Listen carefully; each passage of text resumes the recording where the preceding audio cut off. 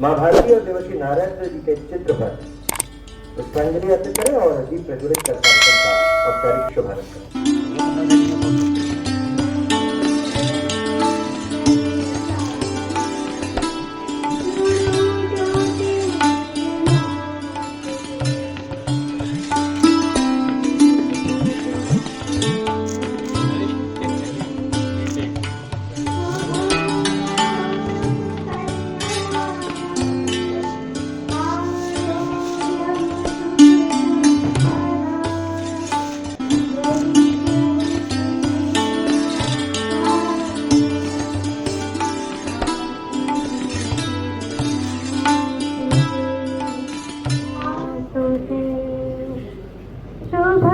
करोतु कल्याणम् आरोग्यं सुख संपदा द्वेष बुद्धि विनाशाय आत्मज्योति नमोस्तुते। हैं उन लोगों से जो समय से ही कार्यक्रम में सहभागिता हेतु आ चुके थे। अतिथि मंचासीन है, अतिथियों से ही कार्यक्रम की गरिमा भी होती है। इन गरिमामय अतिथियों के परिचय के लिए मैं सादर आग्रह करता हूं भाई गोपाल गुप्ता जी से कि आए और अतिथियों का परिचय प्रस्तुत करें। धन्यवाद राजेश जी। आज के हमारे इस गरिमामय कार्यक्रम में मुख्य अतिथि की आसंदी पर विराजमान है प्रोफेसर डॉक्टर अविनाश तिवारी जी। मूलतः वाराणसी उत्तर प्रदेश के रहने वाले प्रोफेसर डॉक्टर अविनाश तिवारी ने अपनी महाविद्यालयीन शिक्षा इलाहाबाद विश्वविद्यालय से अर्जित की। वहां से एमएससी और पीएचडी करने के बाद साल 1988 में जीवाजी विश्वविद्यालय में वनस्पति विज्ञान के प्राध्यापक के रूप में आपकी पदस्थापना हुई। इसके बाद आपने जीवाजी विश्वविद्यालय में परीक्षा नियंत्रक के साथ साथ कई दायित्वों का निर्वहन किया। वर्तमान में आप जीवाजी विश्वविद्यालय के कुलगुरु के पद को सुशोभित कर रहे हैं। जीवाजी विश्वविद्यालय के centre for tourism and travel management studies की स्थापना में आपकी महत्वपूर्ण भूमिका रही है। आपने जीवाजी विश्वविद्यालय ग्वालियर के सेंटर फॉर फूड टेक्नोलॉजी में उच्च गुणवत्ता युक्त क्वालिटी कंट्रोल लैब को विकसित किया। आपके सुयोग्य संचालन में और मार्गदर्शन में जीवाजी विश्वविद्यालय प्रगति के नए सोपान तय कर रहा है। आज के हमारे कार्यक्रम में मुख्य वक्ता की आसंदी पर विराजमान है श्री विजय मनोहर तिवारी जी। मध्य प्रदेश के सागर जिले के मंडी वामोरा में जन्मे श्री विजय मनोहर तिवारी ने एसएसएल पीजी कॉलेज विदिशा से गणित विषय में एमएससी की डिग्री अर्जित की। उसके बाद लगभग 1 वर्ष तक उसी कॉलेज में अध्यापन कार्य भी किया। इसके बाद माखनलाल चतुर्वेदी राष्ट्रीय पत्रकारिता विश्वविद्यालय भोपाल से पत्रकारिता में स्नातक की उपाधि प्राप्त की। इसके बाद आप नई दुनिया समाचार पत्र से जुड़ गए। कई साल प्रिंट मीडिया में काम करने के बाद में इलेक्ट्रॉनिक मीडिया में भी कार्य किया। पत्रकारिता के साथ साथ आप एक बहुत अच्छे विचारक और लेखक भी हैं। वर्ष 2004 के मानसून में इंदिरा सागर बांध परियोजना में डूबे हरसूद समेत 250 गांवों के विस्थापन पर 2.5 महीने तक लाइव कवरेज पर केंद्रित आपकी पुस्तक हरसूद 30 जून को 2007 में अखिल भारतीय भारतेंदु हरिश्चंद्र पुरस्कार से सम्मानित किया गया। आपकी अन्य पुस्तकों में उपन्यास एक साध्वी की सत्ता कथा और कोरोना काल की चर्चित डायरी ओपीए मौलाना प्रमुख है। अभी हाल ही में अखबारी दुनिया पर आपका एक उपन्यास आया है स्याह रातों के चमकीले ख्वाब। आपको भारतेंदु हरिश्चंद्र सम्मान, शरद जोशी राष्ट्रीय सम्मान, मध्य प्रदेश गौरव सम्मान और मध्य प्रदेश साहित्य अकादमी द्वारा 2 पुस्तकों सहित उत्कृष्ट पत्रकारिता के लिए कई सम्मानों से अलंकृत किया जा चुका है। आप 2018 से 2023 तक राज्य सूचना आयुक्त रहे और वर्तमान में मध्य प्रदेश के प्रतिष्ठित बहुकला केंद्र भारत भवन के न्यासी और Madhya Pradesh wild life board के सदस्य हैं। आज के हमारे कार्यक्रम में विशिष्ट अतिथि के रूप में विराजमान है श्री यशवंत जी इंदापुरकर। आप बाल्यकाल से ही राष्ट्रीय स्वयंसेवक संघ के स्वयंसेवक रहे हैं। विरासत में मिले संस्कारों और नैतिक मूल्यों के साथ आप बचपन से ही सामाजिक एवं धार्मिक कार्यों में बढ़ चढ़कर भागीदारी करते रहे हैं। छात्र जीवन से ही पत्रकारिता में आपकी विशेष रुचि रही है।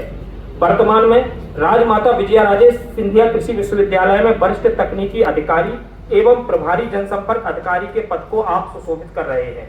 इसके साथ ही आप राष्ट्रीय स्वयंसेवक संघ मध्य क्षेत्र में कार्यकारिणी सदस्य भी हैं। मामा माणिकचंद वाजपेयी जी का आप पर विशेष स्नेह रहा है। आपके संपादन में मामा जी पर केंद्रित पुस्तक समर्पण का विमोचन भी किया गया। इसके साथ ही आपने अमृत अटल के संपादन में भी महत्वपूर्ण भूमिका का निर्वहन किया। समय समय पर आपके समसामयिक विषय और आपका चिंतन और आपका लेखन युवा पीढ़ी के लिए मार्गदर्शक रहा है। आज के हमारे इस गरिमामय कार्यक्रम की अध्यक्षता कर रहे हैं श्री यशवर्धन जैन। वरिष्ठ समाज सेवी श्री जैन वैसे तो दवा कारोबारी है, लेकिन समाज सेवा के क्षेत्र में हमेशा अग्रणी भूमिका में रहते हैं। वर्तमान समय में आप अपने व्यवसाय और समाज सेवा के साथ ही दैनिक स्वदेश समाचार पत्र के प्रबंध संचालक पद को भी सुशोभित कर रहे हैं। आज जिन पत्रकारों का सम्मान यहाँ पर होना है, उसके लिए बनाई गई चयन समिति के अध्यक्ष श्री ब्रजमोहन शर्मा जी, बीकॉम LLB और MJMC शिक्षित श्री ब्रजमोहन शर्मा ने पत्रकारिता की शुरुआत दैनिक स्वदेश समाचार पत्र से की। स्वदेश में विभिन्न दायित्वों का निर्वहन करने के बाद आपने नव भारत में सिटी रिपोर्टर और कॉर्पोरेट रिपोर्टर के साथ फीचर डेस्क प्रभारी के रूप में भी काम किया। इसके बाद नई दुनिया में सीनियर रिपोर्टर के रूप में लंबी पारी खेलते हुए कई चर्चित एवं खोजी खबरों के जरिए आप सुर्खियों में रहे। आप पिछले 12 वर्षों से प्रदेश टुडे में अपनी सेवाएं दे रहे हैं। यहाँ पर आपने कई साल संपादक के दायित्व को भी संभाला। वर्तमान में आप प्रदेश टुडे में सलाहकार संपादक के पद को सुशोभित कर रहे हैं। इसके साथ साथ आप कई सामाजिक संस्थाओं और पत्रकार संगठनों में भी विभिन्न दायित्वों के साथ सक्रिय भूमिका का निर्वहन करते रहे हैं। आज के हमारे इस कार्यक्रम के संयोजक श्री बलराम सोनी जी, साल 1998 में दैनिक जागरण के साथ पत्रकारिता की शुरुआत करने वाले श्री बलराम सोनी जी ने प्रिंट मीडिया के कई संस्थानों में कार्य किया है।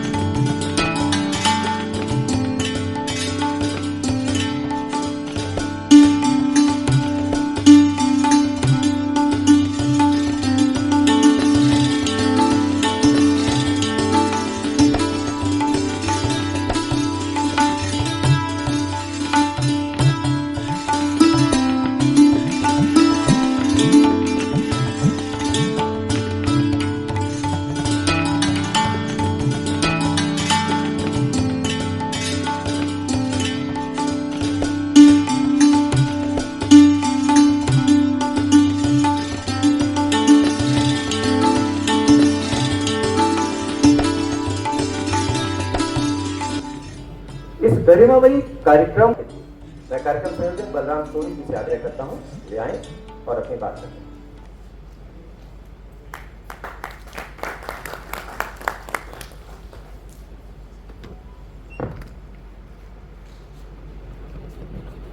नमस्कार। आद्य ऋषि, आद्य पत्रकार देव ऋषि नारद जयंती उत्कृष्ट पत्रकारिता समारोह 2024 में पधारे सभी महानुभावों, हमारे अतिथियों का मैं हृदय के गहराई से हार्दिक स्वागत करता हूं। यह आयोजन लगभग आज से 20 वर्ष पहले 2004 में इसकी शुरुआत हुई और जब शुरुआत हुई थी उस समय ये इसका जो थोड़ा स्वरूप था वो थोड़ा छोटा था और उसमें कम साथियों का सम्मान हुआ था और संवाद का कार्यक्रम हुआ था। लेकिन जैसे जैसे साल गुजरते गए और आज इस आयोजन का 20वां वर्ष है। 2024 में आज हम 20वां वर्ष मनाने जा रहे हैं। और इस आयोजन की जो सबसे खास बात मुझे अपील करी वो ये कि हम इसमें जो पत्रकारिता के क्षेत्र हैं उन पत्रकारिता के क्षेत्रों के लगभग सभी श्रेणियों का सम्मान करते हैं। इस बार जो आयोजन है उसमें हमने 2 ऐसी श्रेणियां जोड़ी हैं जो समाचार पत्रों के नेपथ्य में रहती हैं, लेकिन उनका काम बहुत महत्वपूर्ण है। आप मेरी बात से सहमत होंगे। अब जब आपको बताऊंगा उन श्रेणियों के बारे में तो आप सबको लगेगा बिल्कुल वो बहुत सही हकदार है इस सम्मान के। सबसे पहले हमारा जो सम्मान है वो है बेस्ट आउटपुट सम्मान। आउटपुट का अर्थ ये कि जो टीम अखबार में, जो टीम समाचार पत्र में अखबार को तैयार करती है वो रहती तो डेस्क पर है, मतलब वो कभी फ्रंट पे नहीं आती है। रिपोर्टर तो पूरे फील्ड में रहता है, लेकिन जो डेस्क जो अखबार को बनाती है, संवारती है, आपको आकर्षक शीर्षक देती है, बहुत अच्छे फोटो कैप्शन लिखती है और उसके बाद वो आपके बीच में आता है, क्योंकि रिपोर्टर तो अपनी खबर देके चला गया, लेकिन अखबार में उसके प्रस्तुतिकरण की पूरी जिम्मेदारी आउटपुट की होती है। तो इस बार हमने एक नया श्रेणी शुरू करी जिसका नाम है बेस्ट आउटपुट। और दूसरी श्रेणी वो इससे भी ज्यादा महत्वपूर्ण है, वो है हमारे कर्मवीर। कर्मवीर का नाम हमने इसलिए दिया कि कर्मवीर सम्मान, क्योंकि जिनके बिना ये अखबार या ये पूरा जो प्रिंट मीडिया है वो सरवाइव भी नहीं कर सकता। अखबार में रिपोर्टर बहुत अच्छी खबर ले आएगा, डेस्क का साथी उसे बहुत अच्छा अखबार बना देगा, विज्ञापन के साथी उसमें विज्ञापन ले आएंगे, मशीन वाले बहुत अच्छे कलर और कॉम्बिनेशन से अखबार छाप देंगे, लेकिन वो अखबार अगर आपके घर तक ना पहुंचेगा तो उसका कोई असर नहीं है। तो वो कड़ी है हमारी जो आपके दरवाजे पर सुबह दस्तक देती है और आपको देश दुनिया शहर समाज की खबरें पहुंचाती है। ऐसे हमारे कर्मवीर जो हॉकर जिन्हें हम नाम से जानते हैं उसकी श्रेणी हम इस बार में हमने जोड़ी है। तो मुझे लगता है कि निश्चित रूप से ये कार्यक्रम, ये आयोजन अपने गरिमा की ओर बढ़ रहा है और मैं धन्यवाद देता हूं हमारे संचालक का जिन्होंने मुझे ये अवसर दिया बोलने का। धन्यवाद। संवाद का सिलसिला इस श्रृंखला को जारी करते हैं और ये श्रृंखला उद्बोधन के रूप में, और उद्बोधन उन विद्वजनों का जो मंचासीन है। सबसे पहले इस श्रृंखला में मैं आमंत्रित करता हूं आदरणीय यशवंत जी को, जो आज के कार्यक्रम के विशिष्ट अतिथि के रूप में हम सबके मध्य उपस्थित हैं। आदरणीय यशवंत। मां सरस्वती की कृपा से अभिसंचित इस पूरे सभागार में उपस्थित सभी विद्वजनों का, पत्रकार बंधुओं बहनों और विशेष रूप से मंच पर पधारे भोपाल से आदरणीय विजय मनोहर जी, जिनके विषय में हम सुनते रहे हैं, उनको पढ़ते रहे हैं और आज की मध्य प्रदेश की पत्रकारिता में एक दीप्यमान नक्षत्र के रूप में जिनको जाना जाता है, आज उनको सुनने का सौभाग्य हम सबको इस कार्यक्रम में मिलने वाला है। उनका माननीय कुलगुरु अविनाश जी तिवारी, न्यास के उपाध्यक्ष आदरणीय यशवर्धन जी और मंचासीन मित्र बलराम जी और ब्रजमोहन जी, आप सभी का मैं यहाँ पर स्वागत करते हुए संक्षेप में अपनी बात रखने का प्रयास करूंगा। इस कार्यक्रम की भूमिका के विषय में संक्षेप में बताया गया कि लगभग 20 वर्ष पहले यह विचार पत्रकार बंधुओं के बीच में गया कि हम अपने आदि पुरुष के रूप में, आद्य पत्रकार के रूप में अपनी संस्कृति के एक ऐसे महामानव को, जिसको या तो बिसरा दिया गया था या जानबूझ करके जिसकी छवि इस प्रकार की बना दी गई थी कि वह वास्तव में समाज का सुधार या समाज का हित करने के स्थान पर समाज में कलह और कलुष फैलाते हैं, ऐसे हमारे एक आदि संस्कृति में जिनका चरित्र बहुत सम्मान के साथ में लिया जाता है, ऐसे नारद महर्षि यह हम सब पत्रकार जनों के लिए एक प्रेरणा के प्रतीक हैं। और क्यों न हम उनकी जयंती पर उनका स्मरण करते हुए और उनके आदर्शों के अनुरूप अच्छी पत्रकारिता, श्रेष्ठ पत्रकारिता के मार्ग पर चलने का प्रयास प्रारंभ करें। मुझे इस कार्यक्रम में अतिथि के रूप में आने में बड़ा संकोच था, अभी भी है, पर आनंद इस बात का है कि जिस कार्यक्रम की शुरुआत करने में हम में से कुछ लोग यहाँ पर उपस्थित हैं, जो इस कार्यक्रम की भूमिका को लेकर के प्रारंभ में पत्रकार जगत में गए, इस विषय को रखा। प्रारंभ में इस विषय की थोड़ी सी उपेक्षा हुई, कहीं कहीं उपहास हुआ, पर आज उसको ऐसी स्वीकार्यता मिली है कि न केवल ग्वालियर में वरन संपूर्ण देश भर में जहाँ भी पत्रकार थोड़े से चेतन हैं, सांस्कृतिक मूल्यों के प्रति जागरूक हैं, उन सब में यह कार्यक्रम नारद जयंती वह पत्रकारिता जगत का एक सम्माननीय कार्यक्रम बन गया है।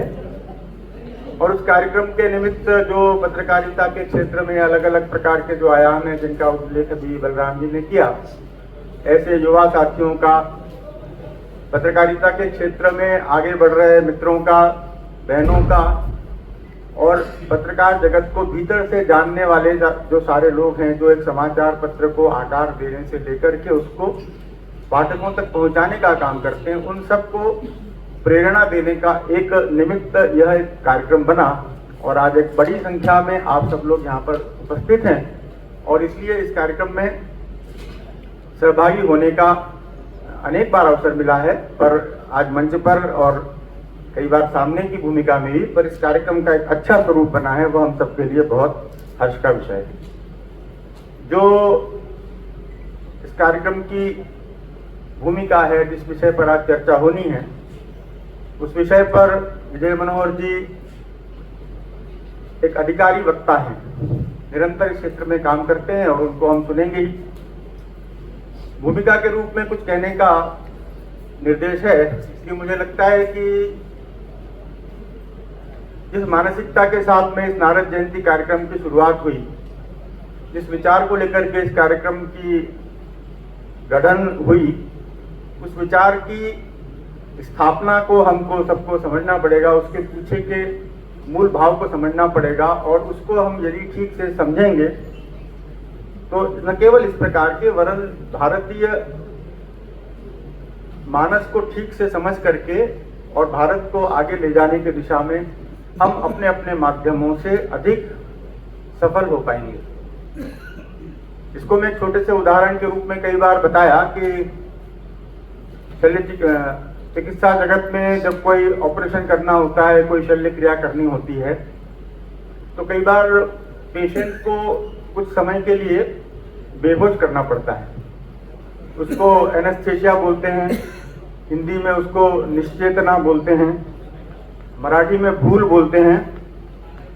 और इस भूल को, इस निश्चेतना को देने वाले डॉक्टर बहुत, उनकी अपने आप में बड़ी कीमत होती है। जैसा आपने कहा कि अखबार बांटने वाले को कोई नहीं जानता, उसी प्रकार से सर्जरी करने वाले हार्ट स्पेशलिस्ट और ऑर्थोपेडिक सर्जन सबके नाम जानते हैं, पर कई बार हम उस एनेस्थेसिया वाले डॉक्टर को नहीं जानते। लेकिन यदि वो ठीक नहीं है, उसके बिना अच्छा से अच्छा सर्जन हाथ उठा देता है। और इसलिए आज मैं जब पढ़ रहा था तो मैंने कहा उसके लिए एक और अच्छा नाम मुझे मिला। उसको एक गूगल में हम सब जानते हैं, हम निश्चेतना डाला तो उसके कई सारे पर्यायवाची आ गए। उसमें एक अच्छा पर्यायवाची मुझे लगा, वो था संज्ञाहरण विशेषज्ञ। और हम सब पत्रकारिता से जुड़े हैं, खासकर से हिंदी पत्रकार हैं, तो संज्ञाहरण विशेषज्ञ शब्द मुझे बहुत अच्छा लगा। और इन संज्ञाहरण विशेषज्ञों ने भारत का किस प्रकार से शोषण किया है, यह हम थोड़ा सा 100 वर्ष पीछे से और आज तक आते हैं, या थोड़ा सा और पीछे जाते हैं, विशेष करके जब हम अंग्रेजों के गुलाम हुए, वहां से लेकर के और आज की अवस्था तक हम देखते हैं कि संज्ञा हरण विशेषज्ञों ने हमारी संज्ञा का इस प्रकार से हरण करके रखा हुआ था कि हम लुट भी रहे थे, कट भी रहे थे। आज से कुछ वर्ष पहले हमने पढ़ा था कि इस प्रकार के गिरोह हैं जो सस्ते में शल्य क्रिया करने का लालच देते हैं और उस शल्य क्रिया के बहाने शरीर के बहुमूल्य अंग को निकाल करके बेच देते हैं। मैं भारत के संदर्भ में जब इसका विचार करता हूं तो मुझे लगता है कि हमारे साथ भी यही हुआ है। हमको ऐसी भूल दी गई कि हम तुमको शिक्षा देंगे, हम तुमको संस्कृति देंगे, हम तुमको तकनीक देंगे, उद्योग देंगे, व्यापार देंगे, संस्कृति देंगे, और उस भूल को लेकर के हमारा सब कुछ हरण कर लिया गया। विषय के विस्तार में जाएंगे तो हर आयाम में बहुत कुछ कहने को बताने को है। आप सब लोग बुद्धिजीवी हैं। भारत का आर्थिक क्षेत्र का, सांस्कृतिक क्षेत्र का, सामाजिक क्षेत्र का, किसी भी क्षेत्र में जाएंगे तो उत्थान के एक चरम को प्राप्त की हुई संस्कृति इस प्रकार से अपने आप को भूल गई कि उस देश का एक मुखिया एक समय का विदेश जाकर के वहां जिन्होंने हमको गुलाम बनाया उनकी सभा में जाकर के कहने लगा कि हम आपके ऋणी हैं कि आपने हमको जीवन जीना सिखाया। पर हम जानते हैं कि कितनी भी बड़ी भूल दी गई हो, कितनी भी बड़ी एनेस्थेसिया का डोज दिया गया हो, एक समय आता है और उसमें से मनुष्य जो है वो जागरूक होता है, चेतन अवस्था में आता है। कई बार उस चेतना को जगाने के लिए प्रयास करना पड़ता है और हम सब लोग सौभाग्यशाली हैं कि उस चेतना को जगाने वाला एक बहुत बड़ा विराट समाज जिसमें आप सब भी हैं, उस चेतना को जगाने के काम में लग गए हैं। और मुझे लगता है नारद जयंती का आयोजन भी इसी चेतना के जागरण का एक प्रतीक है कि हम अपने उस महापुरुष को, जिसने सूचनाओं के उचित स्थान पर, उचित माध्यमों से, उचित समय पर आदान प्रदान से संस्कृति के, विश्व के कल्याण का काम किया, उसको एक विदूषक से हम पुनः एक श्रेष्ठ मार्गदर्शक की भूमिका में पहचानने की दिशा में आगे बढ़ रहे हैं। और इसलिए आज के इस कार्यक्रम की यह गरिमामय उपस्थिति, यह सदन हम सबको आशान्वित करता है कि जिस संज्ञाहरण के दुष्चक्र से निकल करके हम सब लोग आगे आ रहे हैं, जिसके परिणाम हमको देश में सार्वत्रिक देखने को मिलते हैं। जब देश जाग रहा है तो जिस प्रकार से विवेकानंद जी बताते थे कि शेर का बच्चा भी भेड़ के झुंड में फंस करके अपने आप को भेड़ समझ बैठा था, पर जब जागता है तो उसके अंदर का सिंहत्व जब जागता है तो वो पूरे जंगल पर राज करता है। तो उस दिशा में आज हमारा भारत बढ़ रहा है और उस गति को, उस प्रयास को सभी दिशाओं में बढ़ाने के लिए हम सबको प्रयास करना होगा। और इसलिए वर्तमान परिदृश्य में जो पत्रकारिता की भूमिका है, कई चुनौतियां हमारे समक्ष हैं जिन पर विस्तार से चर्चा होगी। पर एक नाम जिसका स्मरण करना बहुत आवश्यक है, जिनके नाम से बने हुए इस मामा माणिकचंद वाजपेयी न्यास के माध्यम से प्रतिवर्ष ग्वालियर में यह कार्यक्रम किया जाता है। हम थोड़ा सा स्मरण करते हैं। जैसा बताया कि मुझे तो बड़ा सौभाग्य मिला, उनके साथ रहने का भी सौभाग्य मिला, पत्रकारिता का क सीखने का भी सौभाग्य मिला और जीवन का एक स्वयंसेवक के नाते भी उनका जो आशीर्वाद मिला, तो उनके बारे में जब स्मरण करते हैं तो ऐसा लगता है कि उसी नारद परंपरा के वो एक पत्रकार थे। और हम उनके जीवन पर बोलेंगे तो बहुत लंबा बोलने के लिए हो जाएगा। ऐसे ऐसे लोगों से उनके संबंध थे, संपर्क थे, जो एक समय में उस विचार के जिसको मामा जी लेकर के जी रहे थे उसके घोर विरोधी थे। हमने पढ़ा होगा कि वो चुनाव में राजमाता सिंधिया जी के खिलाफ भी लड़े, भिंड में नरसिंहराव जी दीक्षित के खिलाफ भी चुनाव लड़े, बहुत शान के साथ में हारे, पर अंततः जीते क्योंकि उनको अपने साथ लाने में वो सफल हुए। तो इस नारद परंपरा के मामा जी को स्मरण किए बिना आज का यह कार्यक्रम हम शुभारंभ उसका ठीक से करें, यह संभव ही नहीं है। इसलिए मामा जी का पुनः स्मरण करना बहुत आवश्यक है। तो इसलिए इस कार्यक्रम की भूमिका में मुझे लगता है कि बहुत ज्यादा कहने के बजाय आज जो पत्रकारिता के समक्ष चुनौतियां हैं, सत्य को ठीक ढंग से रखना, उचित समय पर रखना, उचित पद्धति से रखना, वह सत्य ऐसा भी न लगे कि वह केवल छिद्रान्वेषण के लिए है, उसके माध्यम से समाज का हित कैसे हो सकता है उसके बारे में सोचना। एक छोटा सा प्रसंग मैं 2-3 दिन पूर्व पढ़ रहा था, बस उसको बताते हुए मैं अपनी बात को पूर्ण करता हूँ। हमारी संस्कृति में ऐसे अनेक जीवन है, ऐसे अनेक चरित्र हैं जिनके बारे में हम पढ़ेंगे तो हमको लगेगा कि वास्तव में जिस सांस्कृतिक विरासत के हम लोग वंशज हैं, अनुयायी हैं, हम सब बहुत सौभाग्यशाली हैं। अष्टावक्र के बारे में मैं पढ़ रहा था, हम सब में से, हमने से अधिकांश ने उनके बारे में सुना होगा कि एक शारीरिक रूप से विकलांग या एक विकृत शरीर को लेकर के पैदा हुआ एक बहुत विद्वान बालक था, पर उसकी विकृति कहाँ से उत्पन्न हुई वो प्रसंग शायद मैंने पहले पढ़ा होगा या आप में से भी बहुतों को पता होगा, पर अभी उसका पुनर्वाचन करने में मुझे लगता है अच्छा ही रहेगा। तो कहोड़ मुनि के वो पुत्र थे, माँ सुजाता के पुत्र थे, और मुनि रात में वेदाध्ययन करते थे और दिन में अपने शिष्यों को पढ़ाते।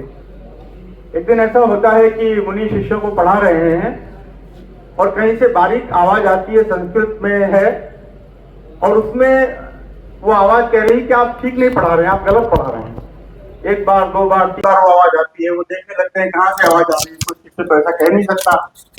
तो ध्यान में आता है कि जो पत्नी बैठी हुई है पीछे, उसके गर्भ में जो बालक है, उस गर्भ में से वो आवाज आ रही है कि आप गलत पढ़ा रहे हैं।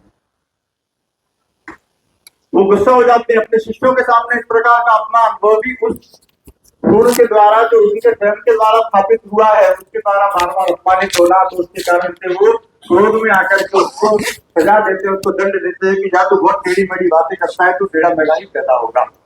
और उसके कारण से वो बालक 8 जगह से विकृत अंग लेकर के पैदा होता है। पर कुल मिलाकर के सत्य कहने का जो उसका साहस है, हम अपनी संस्कृति की विराटता में जाएंगे, उसकी विशेषताओं में जाएंगे, तो हर चीज में हम अध्ययन करें तो सारा जीवन लग जाएगा कि किस प्रकार से गर्भस्थ बालक शिक्षा ग्रहण कर सकता है। महाभारत के प्रसंग बहुत सारे हैं। तो उस अष्टावक्र के जीवन का यह एक स्मरण यहाँ पर इसलिए हुआ कि उन्होंने कभी भी सत्य कहने से चूके नहीं।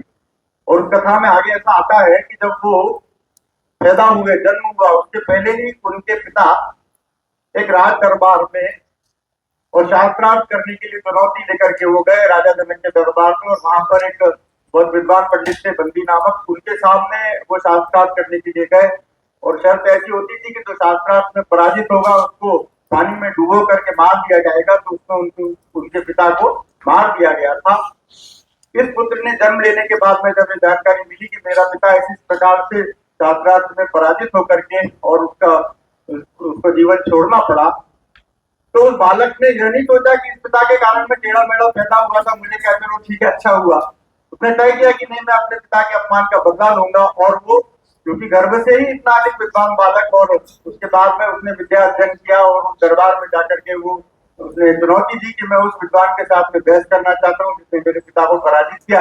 और वो कथा तो हम सबने सुनी है कि जब वो दरबार में जाते हैं तो दरबार में राजा तो उनसे पहले संवाद कर चुके थे, उनकी पात्रता को जान करके ही उन्होंने शास्त्रार्थ की अनुमति दी थी। किंतु जब वो दरबार में जाते हैं तो सारे दरबारी उनको देख करके हंसने लगते हैं कि विकृत शरीर का बालक है।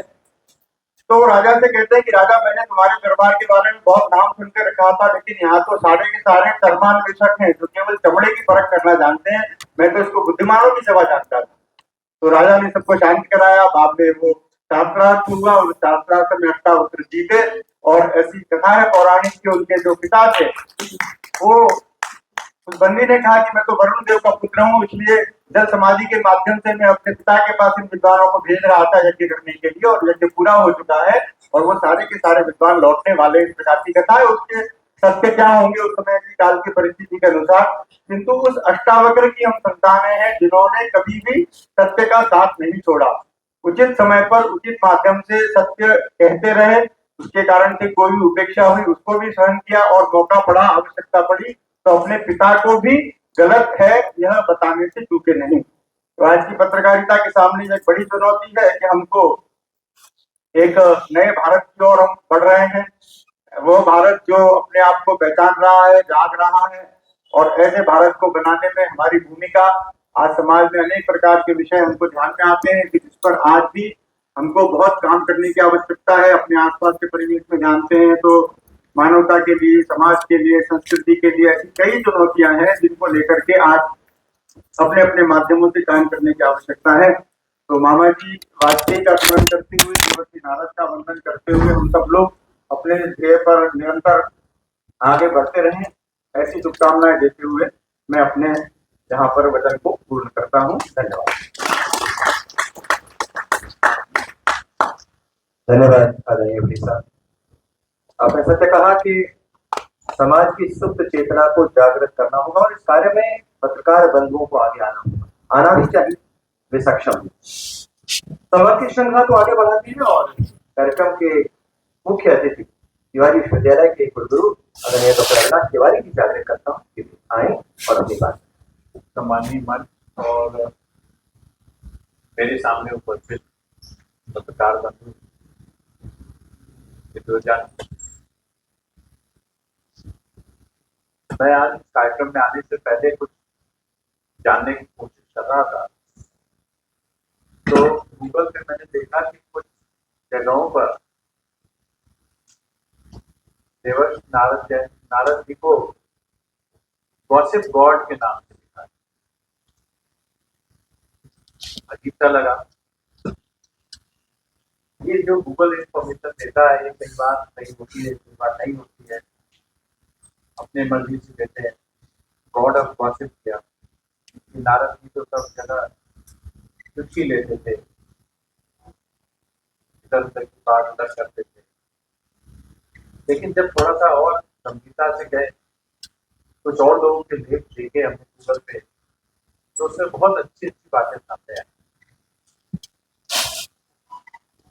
देवर्षि नारद जी विष्णु जी के जमुना की उत्पत्ति हुई, और वो ही एक ऐसे देवर्षि थे जिन्हें तीनों लोक में जाने की उनको जो है वो वेणी के साथ जाते थे, वीणावासी के साथ जाते थे, और भक्त मिलने का उनको जो है रास्ता भी पूछता है।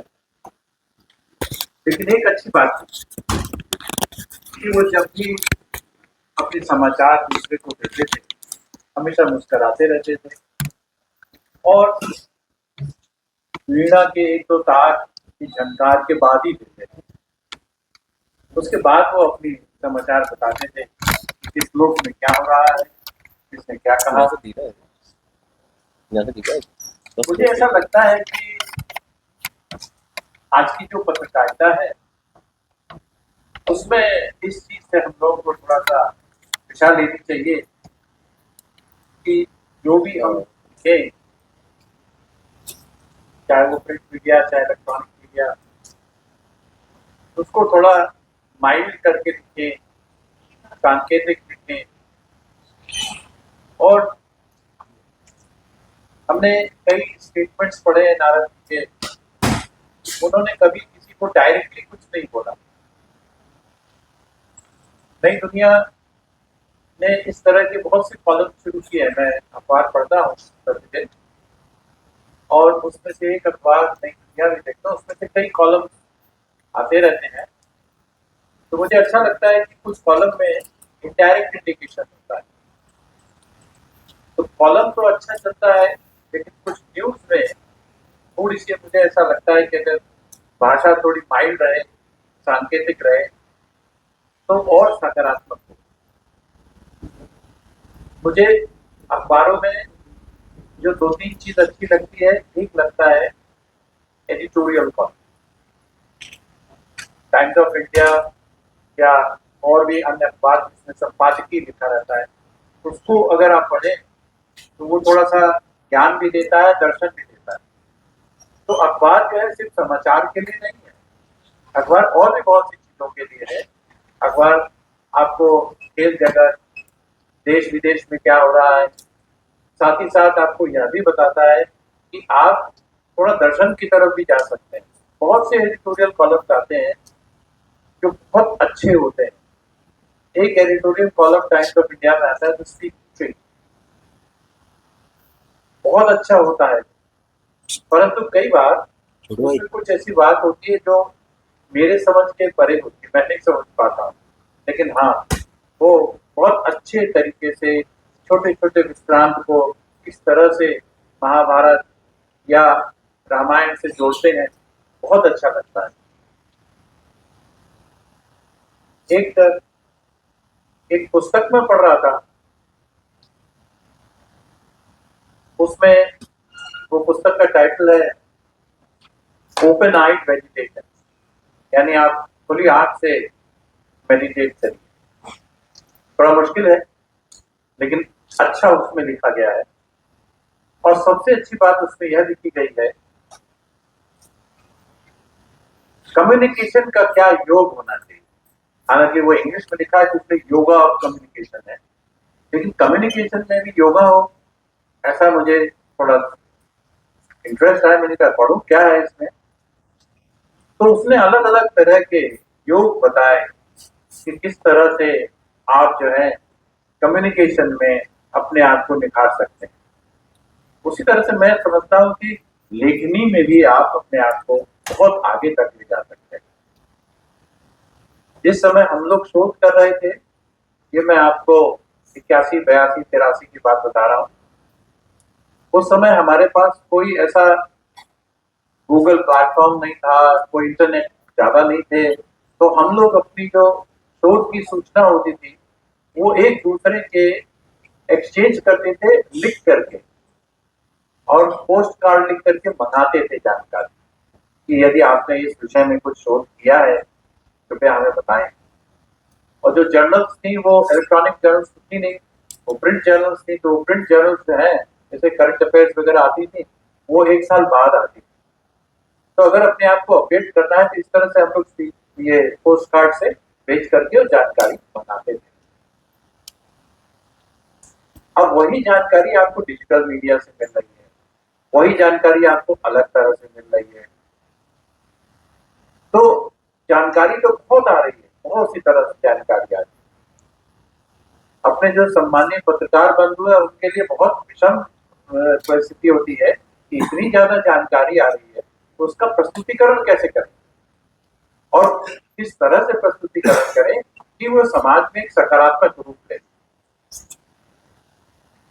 मैं ये देख रहा हूं कि अब धीरे धीरे जो प्रिंट मीडिया है, इलेक्ट्रॉनिक मीडिया है, वो भी एक सकारात्मक रूप की तरफ जा रहा है। धीरे धीरे देश को आगे बढ़ाने का प्रयास कर रहे हैं, जो लोगों को सम्मान दिया जा रहा है उनको फ्रंट पेज पर ला रहा है। बहुत से लोग फ्रंट पेज पढ़ते हैं, बहुत से लोग जो है थर्ड पेज पर सीधे जाते जो उनके इंटरेस्ट का है, बट मैं थोड़ा फ्रंट पेज पर फोकस करता हूँ। तो मुझे लगता है कि जो देश विदेश की जानकारी, हमारे देश में क्या हो रहा है, इन सब के बारे में जानकारियां जो आती है फ्रंट पेज पर, वो बहुत महत्वपूर्ण होती है। और जानकारी पढ़ने के बाद थोड़ा सा आत्ममंथन करना जरूरी है। सीधे ये सोचना कि ये तो गलत लिखा है, वो उचित नहीं। कई बार आत्ममंथन करने के बाद लगता है शायद ये सही लिखा है, इसको और बेहतर करना चाहिए हमें अपने। तो आत्ममंथन तब करिए जब आप पूरा का पूरा अखबार पढ़ लीजिए, उसमें समाचार पढ़ लीजिए, उसके बाद आप आत्ममंथन करिए और तब लिखिए। और यदि आप एक अखबार को, कुछ स्पेशल पेजेस को रोज पढ़ेंगे तो आपको उसमें कंटिन्यूटी मिलती है। समाचार की कंटिन्यूटी तो नहीं मिलती, क्योंकि समाचार तो एक हुआ, फिर दूसरा है, फिर लैंडलाइन में तीसरा है, चौथा है, वो पेज से इधर उधर होता रहता है, बट कई बार ढूंढने पर उसमें कंटिन्यूटी मिलती है। अब बहुत सी चीजों में परिवर्तन आ रहा है, इतने ज्यादा विस्तृत रूप से लोग जानकारियां दे रहे हैं, इकट्ठा कर रहे हैं कि उसको एक तरह से उसको सिमुलेट करना, उसको आगे बढ़ाना बहुत मुश्किल है। आने वाले समय में यदि आर्टिफिशियल इंटेलिजेंस की जैसे जो बात कर रहे हैं, कॉग्निटिव साइंस की बात कर रहे हैं, हर जगह हो रही है, क्या ये आर्टिफिशियल इंटेलिजेंस हमारे समाचार पत्रों को भी इफेक्ट करेगा? क्या इनका असर आएगा? आएगा, बिल्कुल आएगा। जो हम लोग कंपोज करते हैं वो आसान हो जाएगा, ज्यादा आप काम एफिशिएंटली कर पाएंगे। और आर्टिफिशियल इंटेलिजेंस के साथ साथ और बहुत सी चीजें आ रही हैं, गूगल चैट वगैरह बहुत सी चीजें हैं जो कि आ रही हैं, जिसमें कि आप बहुत आसानी से अपने मन की बात को ट्रांसलेट कर सकते हैं और वो फिर प्रिंट में जा सकता है।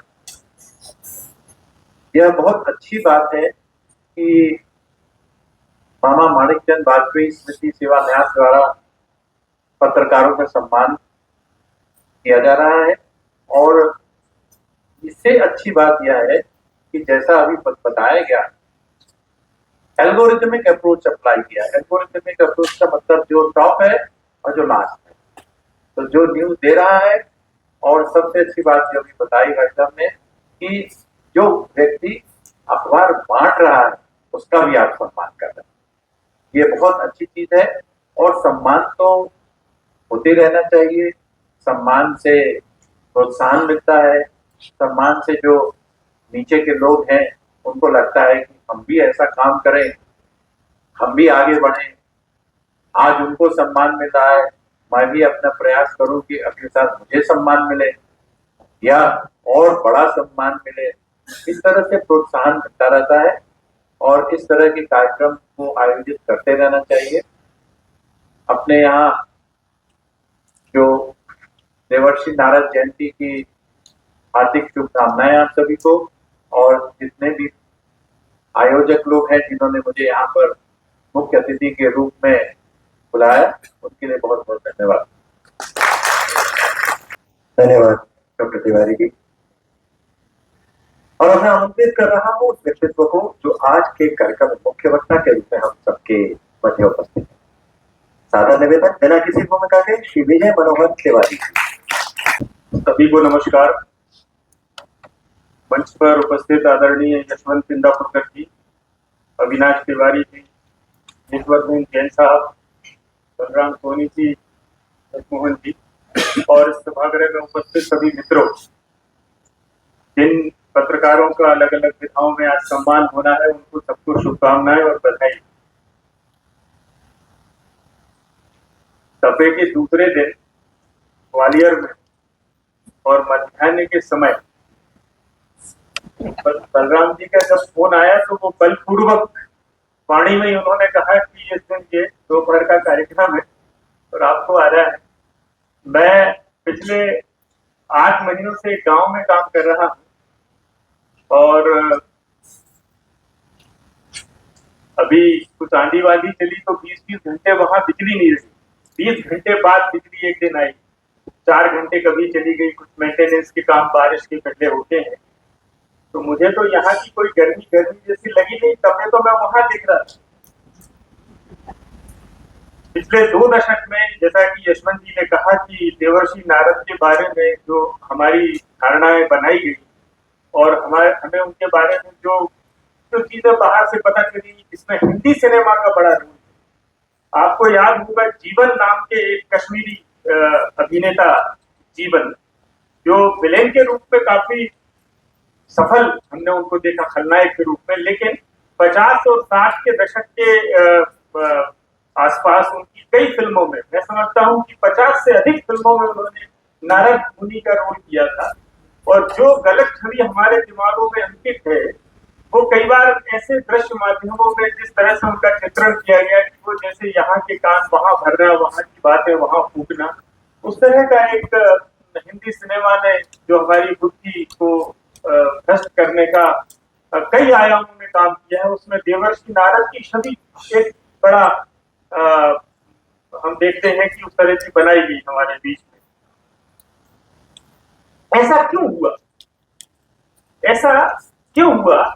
तो जो आज का विषय है पत्रकारिता की चुनौतियों और संकटों के बारे में, जो आज के परिदृश्य में, ये केवल पत्रकारिता का ही मामला नहीं है। ये इसका एक ही बात मैं सूत्र के रूप में कह सकता हूं कि अगर आप अपनी जड़ों से कटे हुए हैं तो कोई भी आपको ऐसी इस तरह की धारणाएं आपकी बना देगा, बहुत आसानी से आप उसको सत्य मान लेंगे और उस तरह से चलेंगे। जड़ों से कटा हुआ होना हमारे पत्रकारिता जगत के लिए ही नहीं, अगर हम केवल पत्रकारिता की दृष्टि से ये बात करेंगे तो मामला कुछ ऐसा है कि पूरी ट्रेन बेपटरी हो और हम किसी एक बोगी में आए संकट के बारे में बात कर रहे हैं। अगर हम केवल पत्रकारिता के बारे में बात करें, पूरे भारतीय समाज की ये त्रासदी रही है आजादी के बाद दुर्भाग्य से कि वो जड़ों से कटा हुआ रहा। यहाँ पत्रकारिता के बहुत सारे विद्यार्थी बैठे होंगे, मुझे नहीं लगता कि मामा माणिक चंद्र वाजपेयी के बारे में वो अगर उनसे कहा जाए कि 1000 शब्दों में कुछ लिखिए आज, तो वो 100 शब्द भी निकल पाएंगे, मुझे शक। और ये बात मैं इसलिए कह रहा हूं कि मुझे राहुल बारपुते पर 2 पुस्तकें लिखने का अनुभव हुआ। राहुल बारपुते जो राजेंद्र माथुर और प्रभात जोशी जैसे बड़े मूर्धन्य हिंदी के पत्रकारों के गुरु रहे, मुझे उनके साथ काम करने का अवसर मिला। और नई दुनिया के उसी दौर में 90 के दशक में जब मैंने पत्रकारिता में कदम रखे, तब मैंने मामा माणिक चंद्र वाजपेयी के इंदौर प्रेस क्लब में दर्शन किए। पहली बार उनको मैंने वहां देखा, उनको बातचीत करते हुए देखा, उनका लहजा देखा, अपने नए लोगों से बातचीत करने का, उनको सिखाने की उनकी प्रवृत्ति। तो मैं एक डाक टिकट जारी हुआ था मामा जी पर अभी 2-3 साल पहले भोपाल में। मैं उनके जो व्यक्तित्व में गया, उनके बारे में मैंने थोड़ा पढ़ा कि इन पे डाक टिकट जारी हो रहा है। मैं इनसे उस समय मैंने इनके दर्शन किए थे, 2005 में शायद उनका देहावसान हुआ। तो मैंने ये सोचा कि ये संघ की छाया में क्यों आए, संघ की छाया में आने का इनका कालखंड और कारण, इन दोनों के मूल में मैं गया तो मुझे लगा कि इनकी क्या दृष्टि रही होगी। 1919 का उनका जन्म, जब भारत स्वतंत्र हुआ तब वो 28 वर्ष के अच्छे खासे युवा रहे। उस आयु में अगर आप समाज के जीवन में या राजनीतिक जीवन में कुछ करना चाहते हैं तो गांधी और नेहरू का चरचराता था। उनके प्रभाव क्षेत्र में आने के बाद कोई कांग्रेस की राजनीति में जाता और भारत की स्वतंत्रता के लिए लड़ता तो समझ में आता कि गांधी और नेहरू एक बड़े बड़े पोस्टर बॉय थे उस समय भारत की स्वतंत्रता के आंदोलन के समय। लेकिन मामा जी उस कांग्रेस के आभा मंडल में गांधी और नेहरू की तरफ न जाते हुए एक ऐसे विचार की छाया में गए जिसमें उनको मिलना कुछ नहीं मिलना था। और स्वतंत्र भारत में तो उनकी सर्वाधिक कठिन परीक्षा जो हुई, उनको तमाम उलाहने, तोहमतें, आरोप, आक्षेप और ये सब सहन करने से स्वतंत्र भारत में ये हुआ। और वो एक ऐसे विचार की तरफ चले तो वो क्यों चले? वो क्या देख रहे थे कि मुझे यही मार्ग ठीक पड़ता है जहां मुझे जाना चाहिए और अपना जीवन लगाना चाहिए, तो वो उस तरफ क्यों गए और वो कांग्रेस की तरफ क्यों नहीं गए? वो गांधी और नेहरू से बचकर एक डॉक्टर हेडगेवार नाम के एक नए विचारक की छाया में क्यों चले? उनकी उंगली क्यों पकड़ी हुई?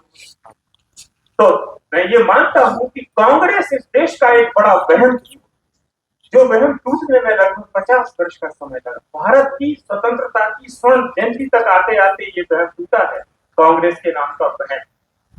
और जब मैं उसको ये वहम कहता हूं कांग्रेस को, तो महात्मा गांधी ने जो एक बात कही थी कि भारत की स्वतंत्रता का लक्ष्य अगर पूरा हो गया है तो कांग्रेस को भंग कर देना, ये बात उन्होंने क्यों कही?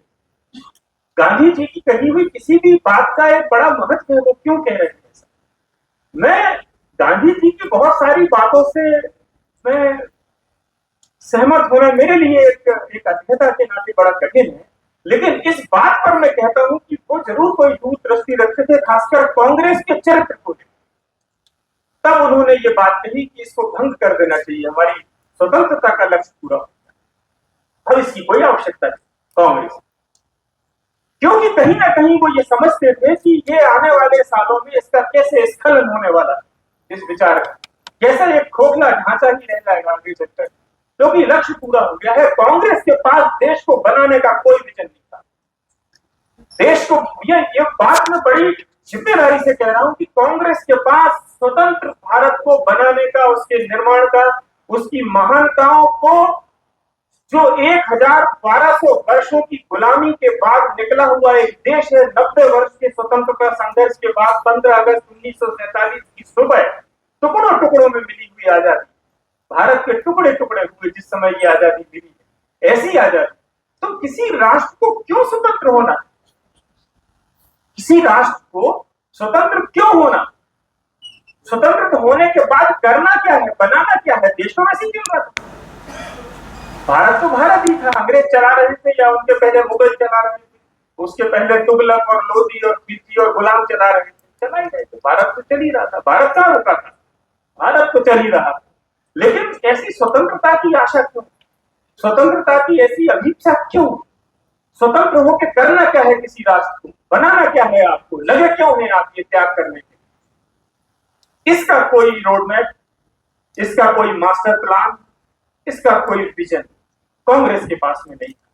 केवल सत्ता पाने के लिए उन्होंने स्वतंत्रता का आंदोलन जैसे खत्म हुआ और सफेद शेरवानी में एक लाल सुर्ख गुलाब पहनकर लाल किले से एक भाषण देने के लिए स्वतंत्रता ली किया, क्योंकि सिद्ध तो यही किया। अब पत्रकारिता की जो यात्रा है और स्वतंत्र भारत की जो यात्रा है, ये एक साथ चलती है। पत्रकारिता जिस अर्थों में हम आज कहते हैं, ये सब अंग्रेजों के जमाने के जब छपे हुए अखबार पहला शुरू हुआ, भारतीय गजट नाम का, जिसमें कुछ अंग्रेजी हुकूमत के बारे में कंपनी के सूचनाएं प्रकाशित हुआ करती थी कोलकाता में, वहां से ये अखबारी जगत की दुनिया शुरू हुई, जिसे हम आज पत्रकारिता के रूप में जानते हैं या अब मीडिया कहते हैं उसको। और जो कभी केवल छपा हुआ अखबार, पत्रिकाएं, फिर टेलीविजन चैनल, 2000 के आसपास 24 घंटे के न्यूज चैनल आ गए, और अब ये पूरी डिजिटल की एक आंधी में चला गया है, पूरा डिजिटल की आंधी में चला गया है। इसलिए इसको किसी एक अनुशासन में हम परिभाषित करें, ये अब संभव ही नहीं, ये बिल्कुल संभव नहीं। तो ये यात्रा एक साथ चली। आप 60 के दशक के अखबारों के संपादकीय अगर माधुरा और सप्रे समाचार पत्र संग्रहालय में बैठकर भोपाल में कभी पढ़ेंगे, 50 और 60 के दशक के समाचार पत्रों के संपादकीय, खासकर 15 अगस्त का विशेष संपादकीय, आजादी के दिन का विशेषांक अखबारों का, सभी अखबारों का, किसी भी अखबार का, किसी भी भाषा के किसी भी अखबार का भारत में प्रकाशित होने वाले, उनके अगर संपादकीय आप पढ़ेंगे 50 और 60 के दशक के, नेहरू जी के रहने तक और नेहरू जी के बाद में 70 के दशक तक आते आते 1975 तक, आपातकाल के लागू होने तक, और मैं अगर स्पेसिफिक करूं तो आपातकाल के लागू होने तक अगर आप अखबारों के संपादकीय उस समय पढ़ेंगे तो वो सारे अखबार और उनके संपादकीय और बड़े बड़े मूर्धन्य संपादक वो नेहरू की छाया से मुक्त ही नहीं। वो भारत के समस्त विकास, भारत की विदेश नीतियों को लेकर जो भी कदम उस समय उठाए जा रहे हैं, एक मध्य मार्ग किस्म का हमने जो पंचशील के मार्ग अपनाए, और हम ना इधर रहेंगे ना उधर रहेंगे, तो हम ना इधर के रहेंगे ना उधर के रहेंगे, इस तरह की एक कॉकटेल जो चल रहा था। तो मैं उन संपादकों को जब आज पढ़ के और उसकी समीक्षा करता हूं तो मुझे लगता है कि वो संपादक भी सारे, लगभग सारे, वो नेहरू के नशे में, वो नेहरू के नशे से मुक्त नहीं थे। उन्हें लगता था कि भारत की आजादी में कोई एकाधिकार भूमिका वो इनकी है, और ये किसी पैगंबर की तरह भारत में आए हुए, जिसमें कोई संशोधन नहीं हो सकता। ये जो कह रहे हैं वो अंतिम वचन, उससे बाहर जाकर भारत को कैसा निर्मित करना, उसको उससे बाहर जाकर भारत की आगे की यात्रा कैसी चले। आज अगर भारत के प्रधानमंत्री 2047 का एक कोई रोड मैप सामने रखते हैं तो ये तो हम आश्वस्त हो सकते हैं कि ये व्यक्ति 2047 में जब भारत अपनी स्वतंत्रता की 100 साल मनाएगा, उस समय के बारे में चिंतित हो रहा है कि जो बच्चा आज जन्म लेने वाला है और जब वो 25 वर्ष का युवा होगा भारत की स्वतंत्रता के 100 वर्ष के होने तक, तो वो कैसे भारत में अपना जीवन यापन करेगा, उस समय का भारत कैसा होना चाहिए, इस दिशा में कुछ सोच रहे हैं। ऐसा कोई विजन हमें कांग्रेस के पास दिखाई नहीं पड़ता।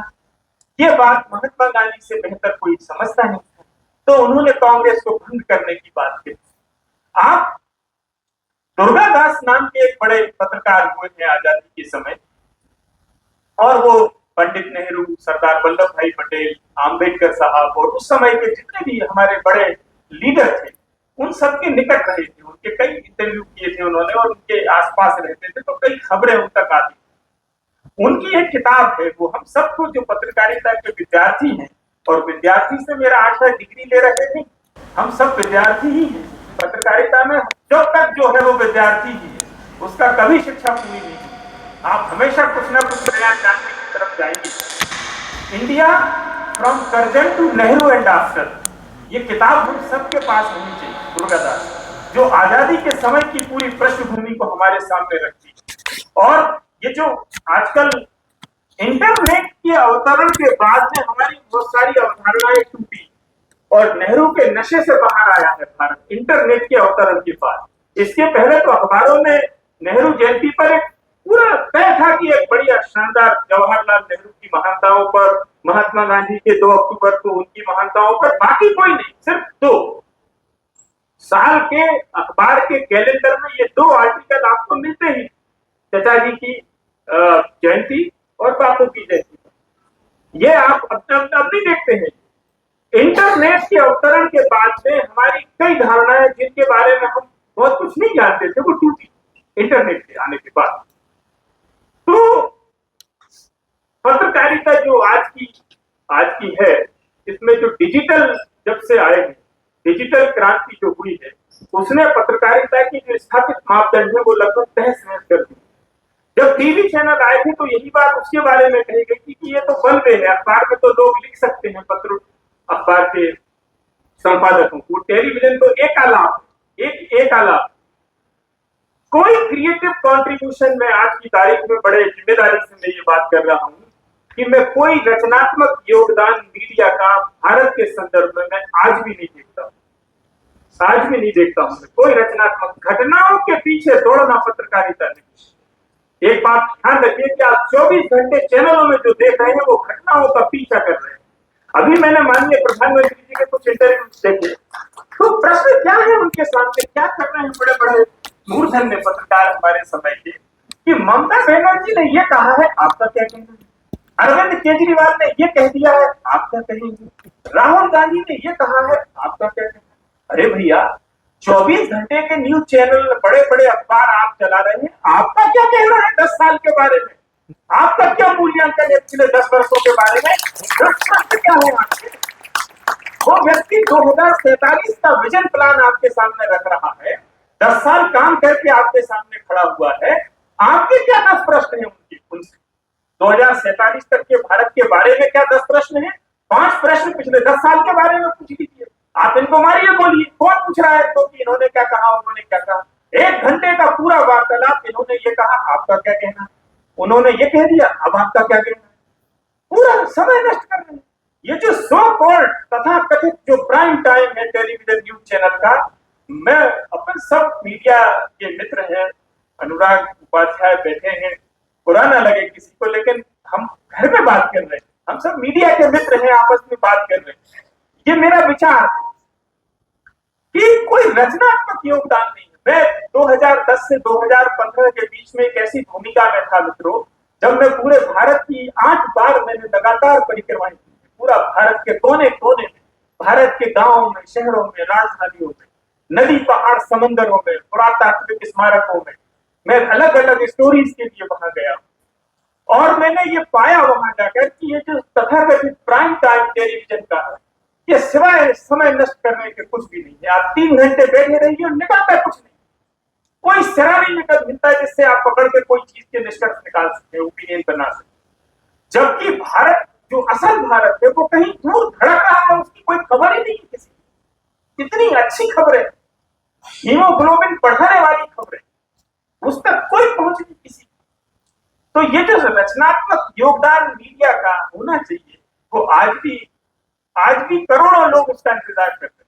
गांव में, शहरों में जो अखबार पढ़ते हैं वो लोग, कि आप असल भारत की खबरें कहां?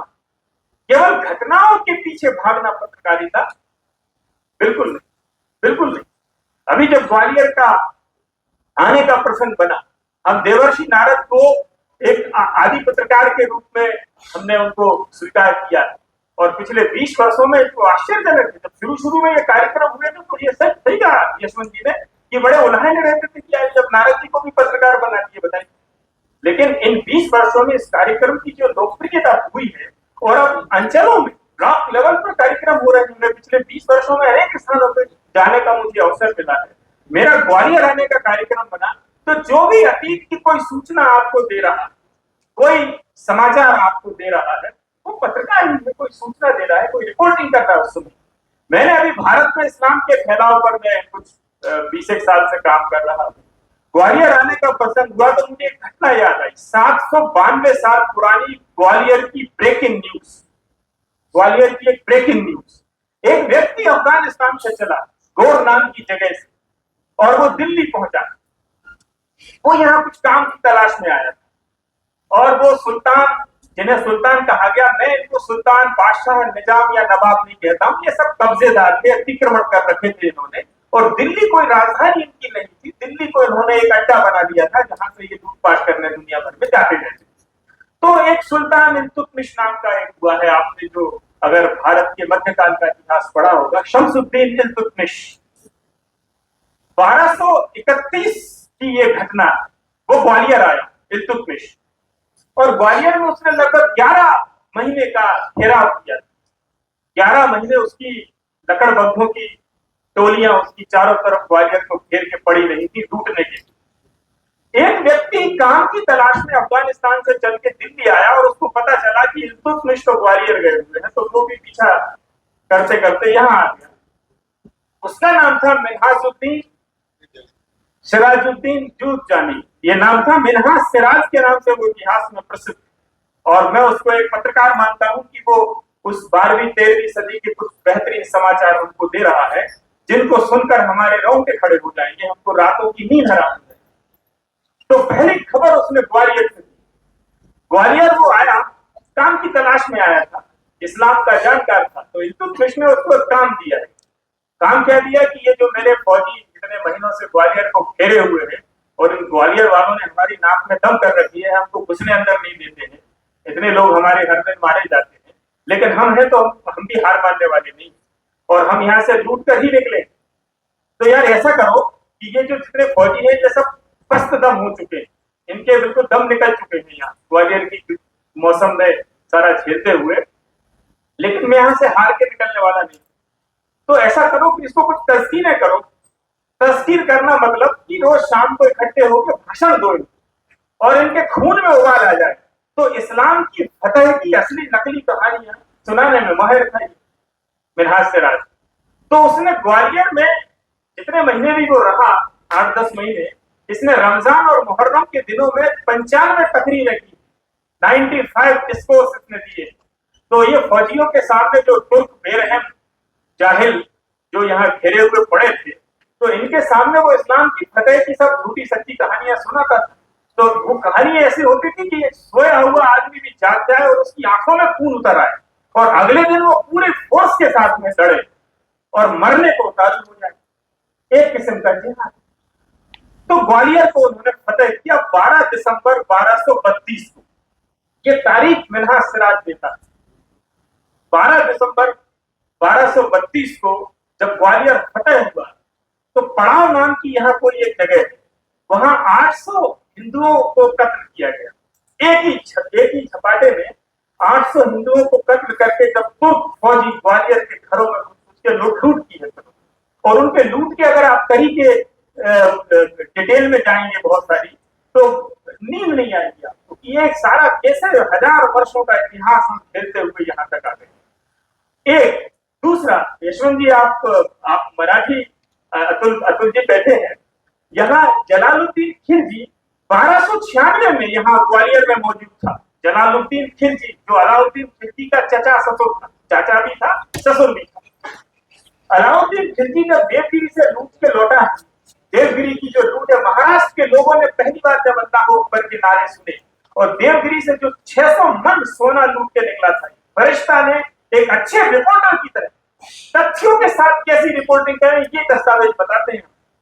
600 मन सोना, 1000 मन चांदी और 4000 मन रेशम के कपड़ों के थान, ये बड़ी लूट का मोटा मोटा हिसाब है जो फरिश्ता ने लिख के दिया। एक मन 24 किलो का लगभग होता है।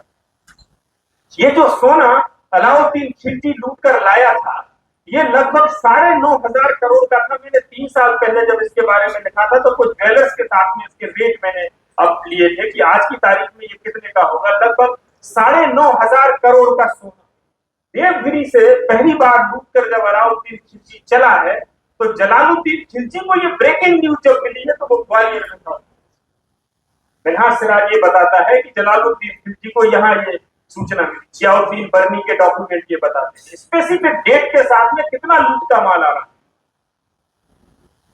तो ऐसे जब वो 1232 का ये ग्वालियर की फतह है, तो मिन्हाज सिराज का नाम मुझे इसलिए याद आया कि वो यहाँ का पहला काजी बनाया गया और ग्वालियर को शरीयत लागू करने का केंद्र बनेंगे, इसकी जिम्मेदारी के साथ में उसको यहाँ बिठाया गया ग्वालियर में। मिन्हाज सिराज यहाँ मुझे पता नहीं 2-1 साल रहा था, उसके बाद वो फिर वापस दिल्ली चला गया। ये वो व्यक्ति है, आपने नालंदा विश्वविद्यालय के जलने की खबर और इतिहास की इस विवरण को सबने मोटा मोटा सुना होगा कि कुछ जाहिल लुटेरे वहां गए थे और नालंदा को जला दिया था।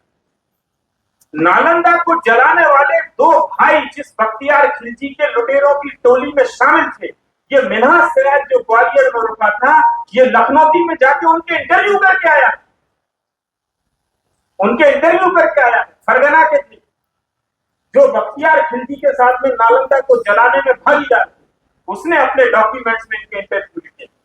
एक पत्रकार के नाते मैं आप सबसे ये जरूर निवेदन करूंगा कि आप किसी भी विषय में, अगर पत्रकार हैं तो अवश्य ही, और अगर आप डॉक्टरी पढ़ रहे हैं तो भी, इंजीनियरिंग पढ़ रहे हैं तो भी किसी भी विषय में हो, भारत का इतिहास अवश्य पढ़िए। ये मेरी एक विनम्र एक अनुरोध है आपसे कि भारत का इतिहास अवश्य पढ़िए। अगर आप पत्रकार हैं तो भी पढ़िए, और किसी भी विधा में कुछ भी कर रहे हो इतिहास जरूर पढ़िए भारत का। और भारत के 10-12 हजार वर्षों का नहीं पढ़ सकते हैं तो कम से कम 1200-1300 वर्षों का तो जरूर ही पढ़िए। उसके बिना आप अपनी जड़ों से जुड़ नहीं सकते। आप अपनी जड़ों से जुड़ा हुआ कुछ कर ही नहीं सकेंगे। आपके कर्म से ये झलकेगा ही नहीं कि आप अपनी जड़ों से जुड़े हुए हैं। मैं इजराइल में कुछ समय था। बंधुओं, इजराइल की और भारत की, स्वतंत्र भारत की और स्वतंत्र रूप से इजराइल के बनने के बाद यात्रा लगभग एक ही साथ शुरू हुई, 1947-1948। मैं ओल्ड जेरूशलम में एक दिन था, जो 3 धर्मों का महत्वपूर्ण केंद्र माना जाता है। यहूदियों का तो वो है ही, लेकिन जिस जगह पर जीसस क्राइस्ट को क्रूसीफाइड किया गया था, सलीब पे टांगा गया था, वो जगह भी बनी। उस जगह पे एक चर्च और 1-1.5 किलोमीटर के ही दायरे में 3 महत्वपूर्ण स्थान। जीसस क्राइस्ट का वो चर्च जहां वो सलीब पर टांगे गए थे, दुनिया भर के क्रिश्चियन वहां आते हैं और उस चट्टान पर अपना माथा रखते हैं। जिस जगह के बारे में ये कहा गया है, जिस चट्टान के बारे में, इतनी ही बड़ी है जितनी ये 2 टेबल लगी हुई। सलीब से उतार के शाम को जब जीसस को लिटाया गया था तो ये वही चट्टान, ऐसा मान के दुनिया भर के ईसाई समाज के लोग उसको स्पर्श करने के लिए जाते हैं। मैं वहां था। एक मस्जिद है, आपने अभी कई बार सुनते होंगे, अल अक्सा नाम की मॉस्क, अल अक्सा। उसके बारे में ऐसा मानते हैं कि मोहम्मद पैगंबर ने वहीं से जन्नत की तरफ टेक ऑफ किया था, वहीं से जन्नत गए वो। तो उसके बारे में वो इस्लाम का एक महत्वपूर्ण पवित्र केंद्र माना जाता है। और यहूदियों का तो वो है नहीं। यहूदियों का वहां क्या है? तो एक पुराने किले की एक दीवार है, कोई 400-500 फीट से लंबी दीवार नहीं। हमारे तो गांव गांव में ऐसी दीवारें, ऐसे बुर्ज, जैसे मंदिर, ऐसे महलों के खंडहर पड़े हुए हैं। हमें कोई कनेक्ट नहीं करते, हमें कोई जोड़ते नहीं है। वो हम सामने से निकल जाते हैं, हमें कोई कुछ अपील ही नहीं करते, वो हमसे कोई संवाद ही नहीं करते। हमारे पास वो भाषा ही नहीं है कि हम सुन सके कि वो कह क्या रहे हैं हमारे। लेकिन दुनिया भर के यहूदी जहां जहां वो रहते हैं, जब वो ओल्ड जेरूशलम की उस 400-500 फीट की पुराने पत्थरों की पीली दीवार के सामने जाके खड़े होते हैं और तौरात का कोई पंक्ति पढ़ते हैं, तो ऐसा लगता है कि वो दीवार किसी पासवर्ड की तरह काम कर रही है और वो 3000 साल पुराने अपने अतीत से जुड़ रहा है। ऐसा जुड़ता है उसके सामने जाके, ऐसे इमोशनल होते हैं, कितने भावुक होते हैं। 3000 वर्ष पुराने उनके फर्स्ट टेम्पल, उनके सेकंड टेम्पल के जमाने में कनेक्ट हो जाते हैं, वो सीधे जुड़ जाते हैं। और तब वो इजराइल एक छोटा 80-90 लाख की आबादी का एक राष्ट्र, वो अपने आप को फिर ऐसा खड़ा करता है लगभग 75 वर्षों की यात्रा में कि वो जो है सबको पता है वो कैसा है। और इन 75 वर्षों में हमारी दशा देखिए कि हमारे बीच में हमारी ही परंपराओं का उपहास करने वाले, हमारे ही इतिहास का उपहास करने वाले, हमारे ही इतिहास को गलत ढंग से लिखने वाले, लिखवाने वाले, पढ़ने वाले, सब एक साथ होकर और बड़े मजे से कुछ भी कह सकते हैं।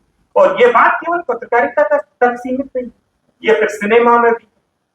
आप सिनेमा में जाएंगे, पिछले आजादी के बाद के सिनेमा की यात्रा को देखेंगे तो उसमें भी आपको ये सब दिखाई पड़ेगा। लेकिन इंटरनेट के अवतरण के बाद में जो मैंने बात कही आपसे कि कुछ चीजें टूटना शुरू, कुछ जो सेट पैटर्न पर चीजें चल रही थी वो पूरा वहम, कांग्रेस का पूरा वहम जैसे टूटा है। तो लोगों को कुछ सत्य के दर्शन बिना इतिहास पढ़े हो गए। आपको इतिहास में एमए करने की जरूरत नहीं है, आप यूट्यूब पर किसी भी इतिहासकार का लेक्चर सुन लीजिए, आप ओल्ड जेरूशलम के इतिहास में यहीं बैठ के चले जाइए। आप किसी ना किसी से, और पिछले 1000-1200 वर्षों में भारत में जो भोगा है उसमें आपको कोई एमए करने की भी जरूरत नहीं है किसी इतिहास। आप दुनिया की किसी भी लाइब्रेरी में अभी गूगल पे जा सकते हैं, गलत जानकारी नहीं है तो किसी भी लाइब्रेरी में जाकर किसी भी डॉक्यूमेंट के 50 तरह के अनुवादों में आप जा सकते हैं, उनकी पीडीएफ में जा सकते हैं और आप पढ़ सकते हैं अगर आपकी रुचि है तो। अगर हमारे इतिहास में रुचि भी नहीं है तो वो इसलिए नहीं है कि हमें जड़ों से जोड़ने की तरफ हमारे तंत्र ने कोई कोशिश ही नहीं की और उनके कुछ उसमें निहितार्थ थे। वो ऐसा ही चाहते थे कि एक ऐसी ही पीढ़ी भारत में तैयार हो और वो हुई और 3 पीढ़ियां भारत की गुजर गई इस तरह। 3 पीढ़ियां भारत को जाने बिना चली। भारत को जानना बहुत जरूरी। भारत को जाने बिना अगर हम अपने जीवन में 50-100 वर्ष की आयु लेकर कुछ भी करते रहे वो सब व्यर्थ है। भारत को जानना बहुत जरूरी। इसलिए जानना जरूरी है कि अभी नीलेश ओक नाम के एक सज्जन से मैं मिला। वो अमेरिका के एक विश्वविद्यालय में रिसर्चर। पिछले 20 साल उन्होंने केवल इस बात में लगाए हैं कि रामायण और महाभारत जो हमारे बड़े महाकाव्य हैं और हमारे संस्कृति के 2 महानायकों का चरित्र हमारे सामने रखते हैं, इनका कालखंड क्या है, कितने पुरानी बातें हैं। तो महाभारत में उन्हें लगभग 300 ऐसे प्रसंग उन्होंने चिन्हित किए हैं जहां किसी नक्षत्र की, किसी ग्रह की गणना की, किसी काल की कोई परिस्थिति की बात कही गई है। तो उन्होंने उस आधार पर उसके टाइम को कैलकुलेट किया है और लगभग 500 उदाहरण उनको रामायण में, वाल्मीकि रामायण में ऐसे मिले हैं जहां वो किसी कैलेंडर में जा सकते। लगभग 12,000 वर्ष रामायण के और लगभग 6,500-7 हजार वर्ष महाभारत के उन्होंने गणना की। मैं लगभग में कह रहा हूं, उन्होंने स्पेसिफिक किया है। आप सिर्फ ईसा से पहले चले जाइए और बिल्कुल स्पेसिफिक टाइम में चले जाइए। इतने तो अगर इसी को हम एक पैमाना मान ले, हम ना माने कि कोई 1 लाख वर्ष का इतने युग होते हैं और इतने युग पुरानी ये बातें, हम ना माने, हम इसी वैज्ञानिक परीक्षण को माने।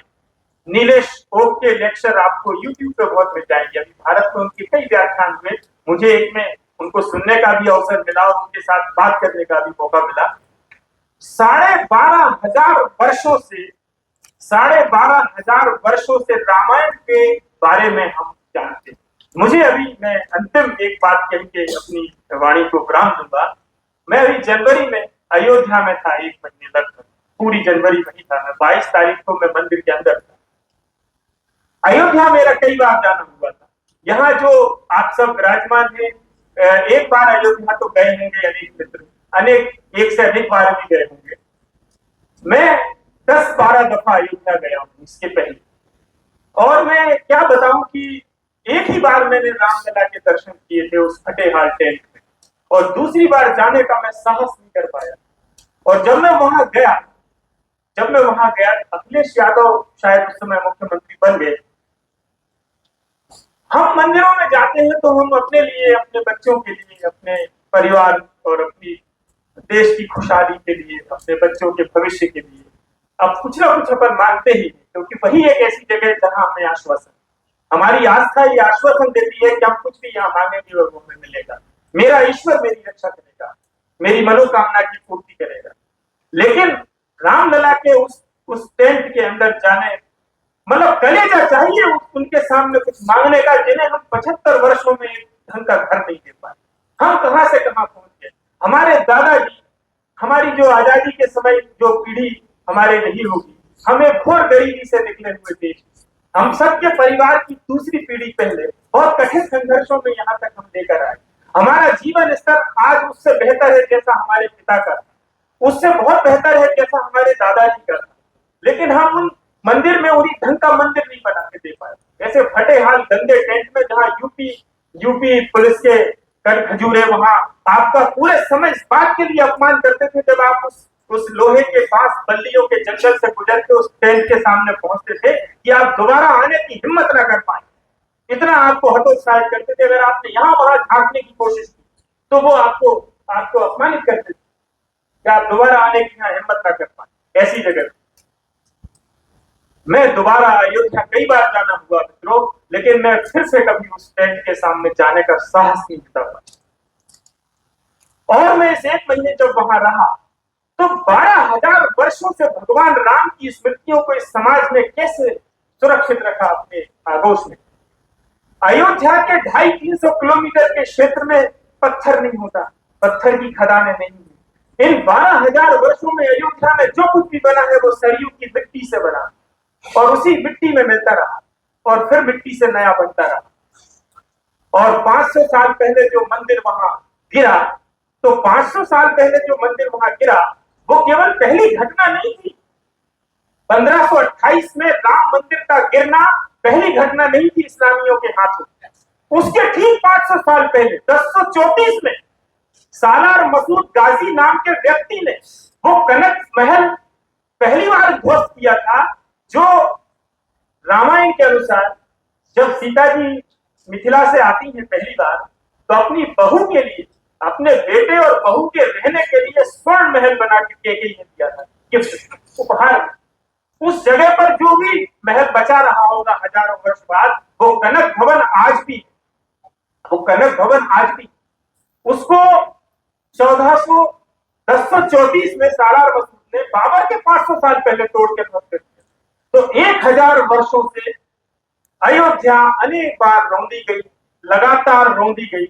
एक छोटा सा उदाहरण है, मेरा ध्यान गया इस बात पर अयोध्या में घूमते हुए कि आपने देखा होगा मणिराम दास की छावनी, तुलसीदास की छावनी, नरसिंह दास की छावनी, रामकोट, हनुमानगढ़ी, ये गढ़ी, कोट, किला, छावनी, ये कैंटोनमेंट की शब्दावली, ये सैन्य तैयारियों की शब्दावली।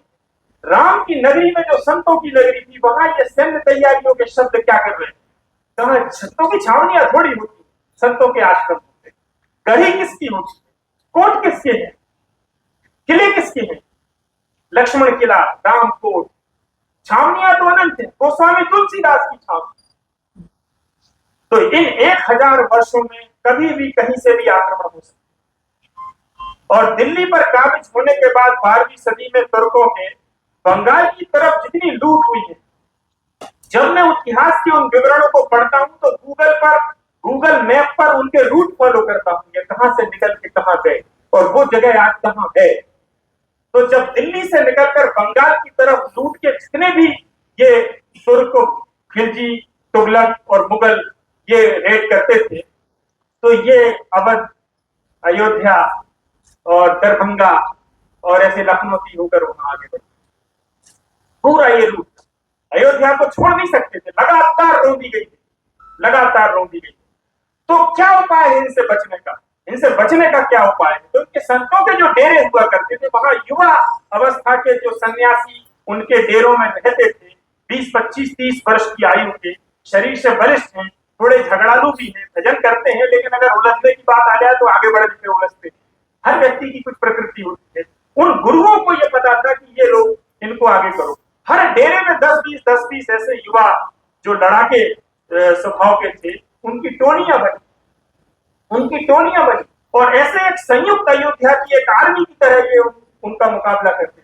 तो ये छावनियां, ये कोट, किले, गढ़ी, ये उन सैन्य तैयारियों को बताते हैं कि कभी कोई आक्रमण हो तो हर डेरे से लोग आ जाओ बढ़ने के, दिन में अखाड़े चलाओ, भजन करो, कुछ भी करो, लेकिन अयोध्या पर आक्रमण हो तो लड़ो। तो ये 500 वर्ष जो बाबर के बाद के गुजरे हैं, और अयोध्या में राम का दिया जलता कैसा रहा, कैसी कैसी परंपराएं वहां विकसित हुई। एक रसिक संप्रदाय से मेरा सामना हुआ। अयोध्या का हर तीसरा मंदिर रसिक संप्रदाय का।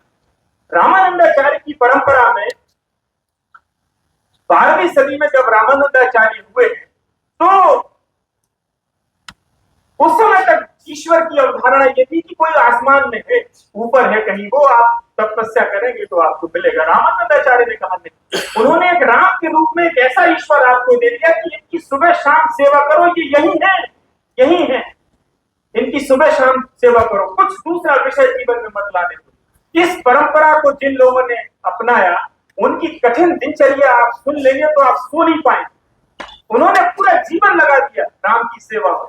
अभी जो पूजा के लिए जो अर्चक चुने गए हैं, ये कोई साधारण पुजारी नहीं है, साधारण पुजारी नहीं है मंदिर में आरती करने वाले। इनकी सुबह 4 बजे से राम लला है, वो सुकुमार है, वो राजकुमार है, ईश्वर के अवतार है। ऐसे मंदिर के दरवाजे खोल के गुस्से में नींद में उठ के आप अंदर नहीं आ सकते। उनको जगाना है, उनकी आज्ञा लेके गेट खोलेंगे आप सुबह 4 बजे। 3 बजे खुद उठेंगे, 4 बजे भगवान की पूरी चर्या शुरू होगी, तो उनकी सेवा में लग जाओ। तो उनकी एक विशेष दीक्षा होती है इस रसिक संप्रदाय में, जिसमें भगवान के साथ आपका संबंध दीक्षा कहते हैं उसको, संबंध दीक्षा, कि आपका भगवान के साथ संबंध क्या रहेगा। एक उदाहरण छोटा सा, अगर चरण की सेवा का संबंध आपका तय करता है गुरु, तो एक व्यक्ति 25 वर्ष की आयु में उसकी संबंध दीक्षा रामलला के साथ में चरण की हुई कि चरण की सेवा करनी। अब वो व्यक्ति 78 वर्ष की आयु में अंतिम सांस लेने तक केवल भगवान के चरणों में है, चरणों की सेवा में। कर क्या रहा है कि सुबह से जब भगवान का पूरा प्रोटोकॉल, पूरी उनकी जो संहिता है उसके अनुसार उनके स्नान, उनके वस्त्र, उनके भोग, उनके श्रृंगार, जब श्रृंगार हो रहे हैं तो श्रृंगार में भी उनकी नेत्रों पर काजल लगाने से लेकर जब चरणों की बारी आएगी तब उसका क्रम आ रहा है। वो खड़ा है चरणों के लिए, उसकी नजर केवल चरणों पर, कहीं। और 78 वर्ष की आयु तक वो केवल वही सेवा में लगा, ऐसी अलग अलग तरह की सेवा में लगाया। फिर इनके बड़े धुरंधर आचार्य हुए हैं, इन्होंने कई प्रसिद्ध ग्रंथ लिखे हैं और रसिक संप्रदाय एक पूरा बना। ऐसे समर्पित सन्यासियों की बदौलत ये हमारा भारत का सॉफ्टवेयर सुरक्षित रहा, जिसमें हम अपनी संस्कृति के इन चीजों के बारे में थोड़ा बहुत आज जानते थे। हार्डवेयर ये नष्ट करते रहे, इन्होंने हमारी आस्था नहीं तोड़ पाए, इन्होंने हमारे स्मारक तोड़े, मंदिर तोड़े, तमाम सदियों तक तोड़ते रहे, लेकिन हमारी आस्था नहीं तोड़ पाए। भारत का सॉफ्टवेयर सुरक्षित रहा। सॉफ्टवेयर किसके कारण सुरक्षित रहा? इन संतों के कारण सुरक्षित रहा, रामानंदाचार्य के कारण सुरक्षित रहा, आदि गुरु शंकराचार्य के कारण सुरक्षित रहा। वो जो अद्वैत वेदांत दर्शन की धारा अंदर बहा गए, वो अंडर करंट की तरह भारत में बहती रही। ऊपर सतह पर ये लोग तोड़ फोड़ करते रहे, हार्डवेयर मिटाते रहे, लेकिन सॉफ्टवेयर भारत का सुरक्षित रहा। तो ये कौन बताएगा? ये हमको कौन बताएगा? ये हमको कोई प्रोफेसर बताएंगे कॉलेज में? ये हमको कोई नेता बताएंगे? कौन बताएगा? ये हम और आप बताएंगे। हम और आप ये कब बताएंगे? जब हम जड़ों से जुड़े। तो जो सबसे बड़ा संकट है कि हम जड़ों से जुड़े। हम जड़ों से जुड़े हुए नहीं है आज, और घटनाओं के पीछे भागना, क्षमा करें, पत्रकारिता नहीं। बहुत बहुत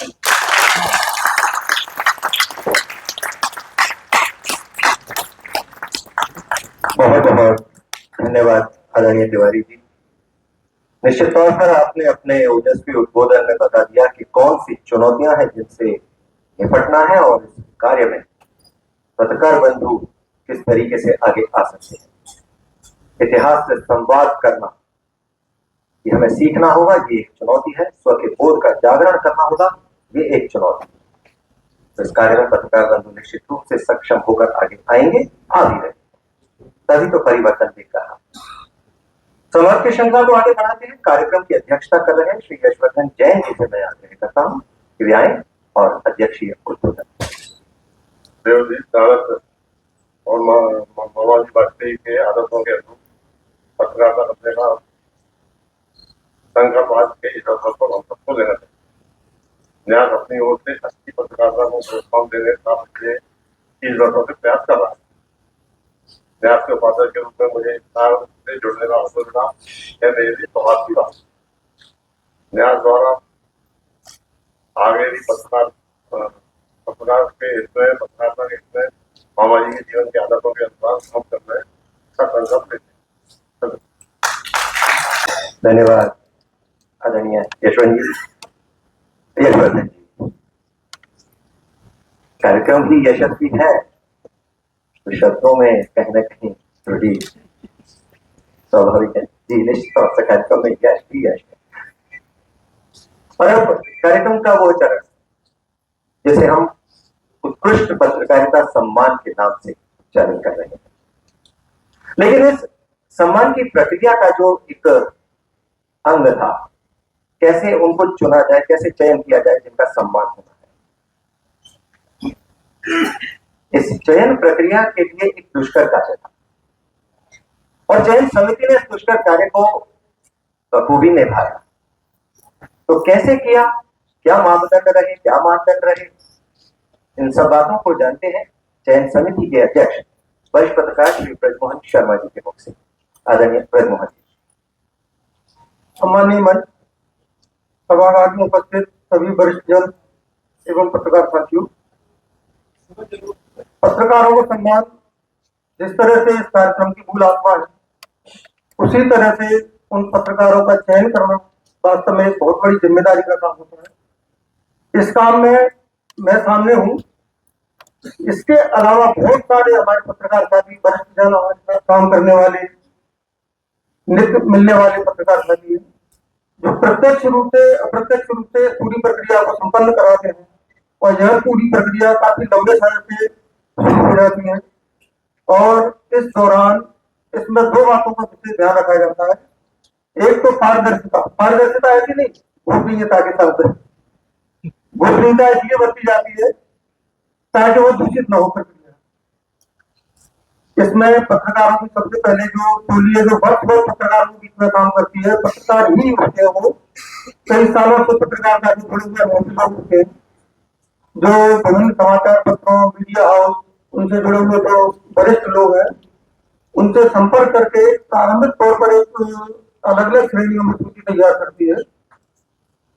फिर उसके लिए जो प्रक्रिया है वो शुरू होती है वर्ष भर में उनके काम का मूल्यांकन करना। जो नाम वो छांट करके लाते हैं, उनका उन नामों में जो व्यक्तित्व सामने आते हैं, उनके साल भर के उनके काम का मूल्यांकन करके फिर उस पर चिंतन मनन शुरू होता है।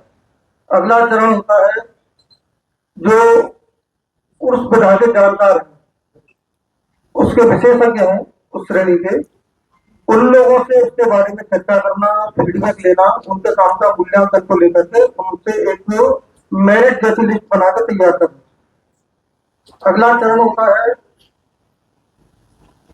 जो समाचार है, पत्रकार जिन मापदंडों पर जिन संस्थानों अपनी सीमाओं के तहत पत्रकारिता के कार्य को संपादित करते हैं, उसमें मानवीय मूल्य, संवेदना, अपने जो पत्रकारिता है उसके प्रति उनकी जो प्रतिबद्धता है वो कितनी है, इन सारी बातों का बारीकी से अध्ययन करने के बाद फिर जो प्रक्रिया चयन समिति और आयोजन समिति के बीच में संवाद के रूप में खुली बैठक की आपस में होती है। उसके बाद सभी की राय को से लेने के बाद पैनल जब बंद लिफाफे में आ जाते हैं तो एक बार फिर जो वरिष्ठ लोग हैं हर प्रकार के, उनके पास भेज दिए जाते हैं।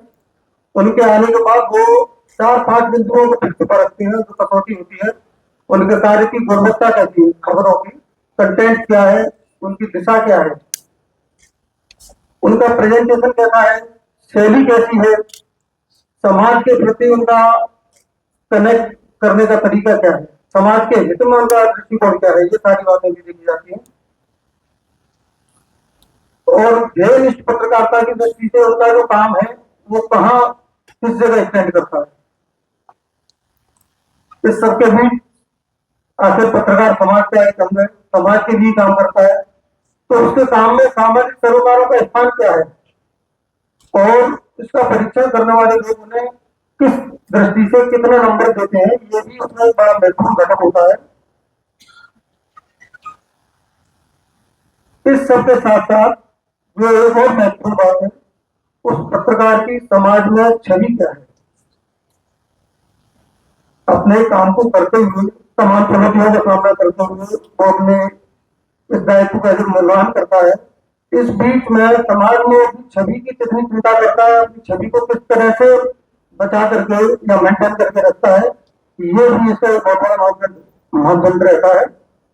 इन सारे बातों का ध्यान में रखते हुए, इस पूरी प्रक्रिया का पालन करते हुए हम सभी ने प्रयास किया है। क्योंकि काम जटिल था, जटिल इसलिए कि जब इसको करते हैं, इस प्रक्रिया को बदलते हैं, तो मालूम पड़ता है हमारे तरफ पत्रकारों की प्रतिभा की कमी नहीं है।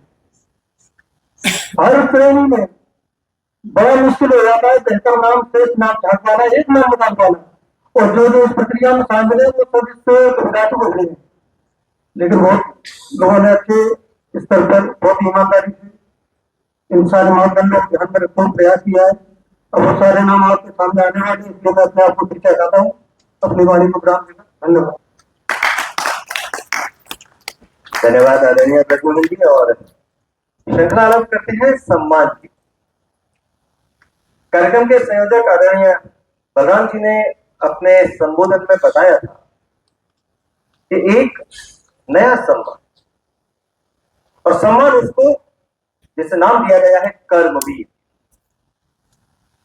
दिन भर पत्रकार समाचारों को एकत्रित करते हैं, डेस्क पे जाता है, छपता है, प्रूफ रीडिंग होती है, बहुत मेहनत होती है, और इसी तरह की कुछ प्रक्रिया इलेक्ट्रॉनिक मीडिया में।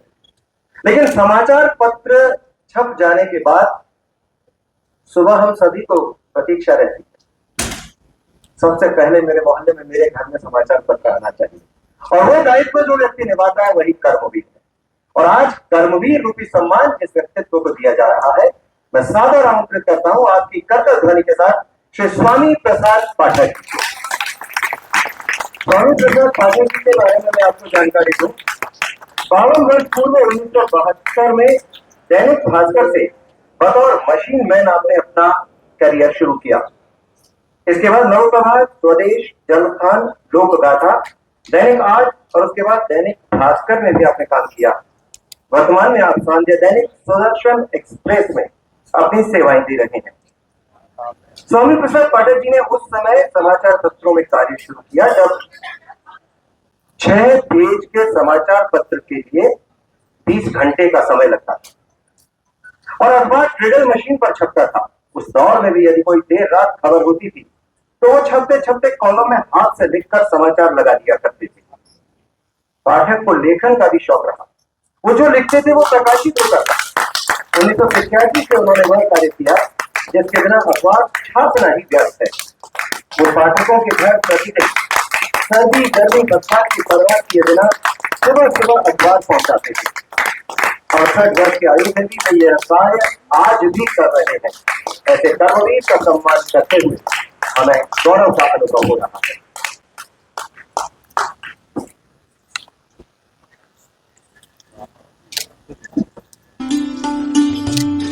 मैंने कहा था कर्तव्य मेरी रुकनी क्या आग्रह है। सम्मान की श्रृंखला में अगला सम्मान है एक महिला पत्रकार, श्रेष्ठ महिला पत्रकार। और इस श्रेणी में सम्मानित होने वाली बहन है खुशी वैशांदर। पत्रकारिता में स्नातक और डॉक्टर जर्नलिज्म में स्नातकोत्तर डिप्लोमा आपने प्राप्त किया है। वर्ष 2020 में इंटर्नशिप के दौरान कोरोना संक्रमण काल की ग्राउंड रिपोर्टिंग आपने की। वर्ष 2021 में आपने स्वदेश में इंटर्नशिप की। 2022-23 में हिंदुस्तान एक्सप्रेस में आपने इंटर्नशिप की।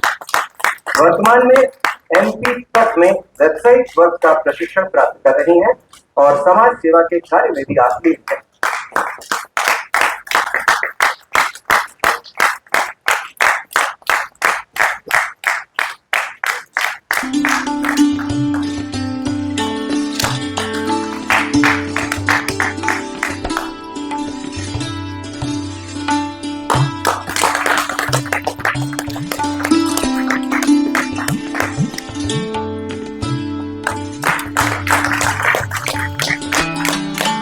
रेडियो पत्रकारिता में भी कुछ नए आयाम स्थापित हुए हैं और FM इसमें कुछ अधिक उभर कर सामने आया। तो श्रेष्ठ FM RJ यदि एक श्रेणी इस वर्ष के सम्मान समारोह में शामिल की गई है और ये सम्मान दिया जा रहा है श्री सत्येंद्र शर्मा जी को। आप पत्रकारिता में मार्केटिंग में आपने MBA किया है। 94.3 माय FM में आप स्टेशन हेड के पद पर हैं। बीते 14 वर्षों से रेडियो के लिए काम कर रहे हैं।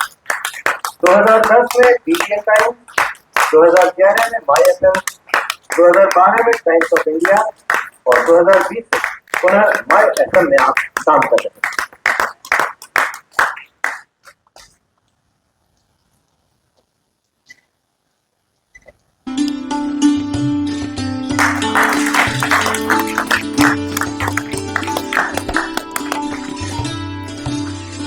बंधु आज 14 श्रेणियों में 15 सम्मान दिए जाएंगे। एक सम्मान के दावेदार चयन समिति के सम्मुख 2 थे और दोनों ही समान रूप से अधिकारी, ऐसा बताया गया। और वो श्रेणी है श्रेष्ठ युवा पत्रकार। श्रेष्ठ युवा पत्रकार के रूप में पहला सम्मान जा रहा है भाई हरपाल सिंह चौहान को।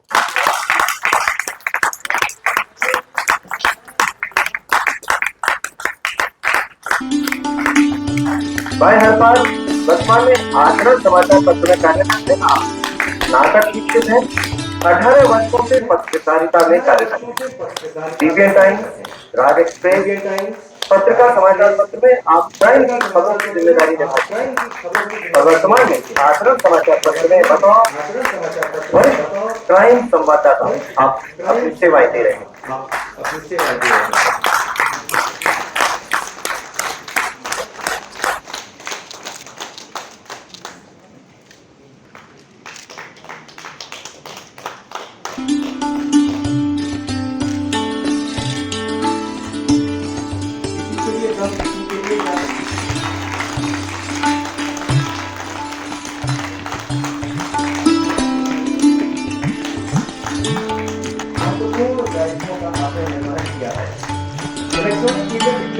सहारा समय में सीनियर प्रोड्यूसर सहित जी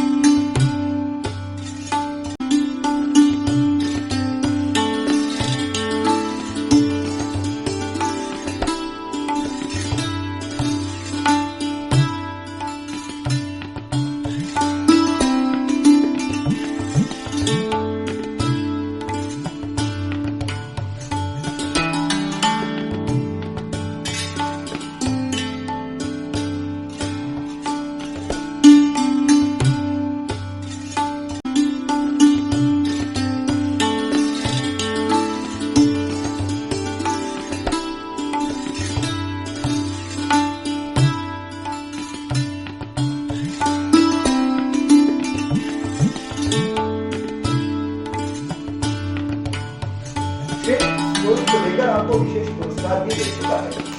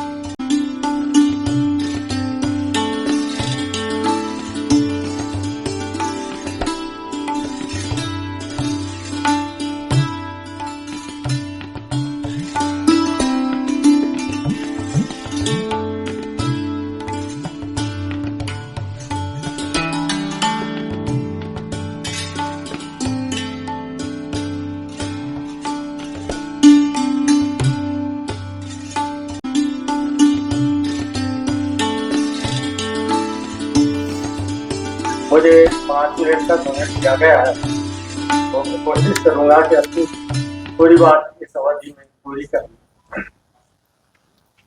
जिनका सम्मान हुआ है उनकी तरफ से और अपनी तरफ से ऐसे अवसर पर केवल 2-3 शब्द ही हुआ करते हैं। धन्यवाद, आभार और कृतज्ञता। लेकिन जैसा शुरुआत में बताया गया, 20 साल पहले जब ये कार्यक्रम शुरू हुआ था तो उस समय दो वरिष्ठ पत्रकार उपस्थित थे। उसमें मुझे छोड़कर बाकी तो ऊपर चले गए या ग्वालियर था। तो ये मेरा सौभाग्य है कि इस आयोजन से मैं प्रारंभ से जुड़ा हुआ हूँ, आता रहा हूँ और आता रहूंगा।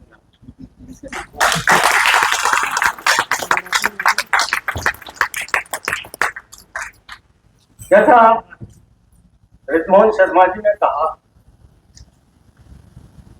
कि इस पुरस्कार की जो चयन समिति है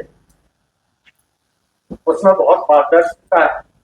बहुत मेहनत के बाद चयन किया जाता है, और इसका परिणाम भी मैं देख रहा हूँ कि विगत वर्ष जिन्हें सम्मानित किया गया उन्होंने इससे प्रेरणा लेकर अपने को आगे बढ़ाने की कोशिश की, और जो चाहते हैं कि इस पुरस्कार में शामिल हो वे इससे प्रेरणा लेकर जाते हैं।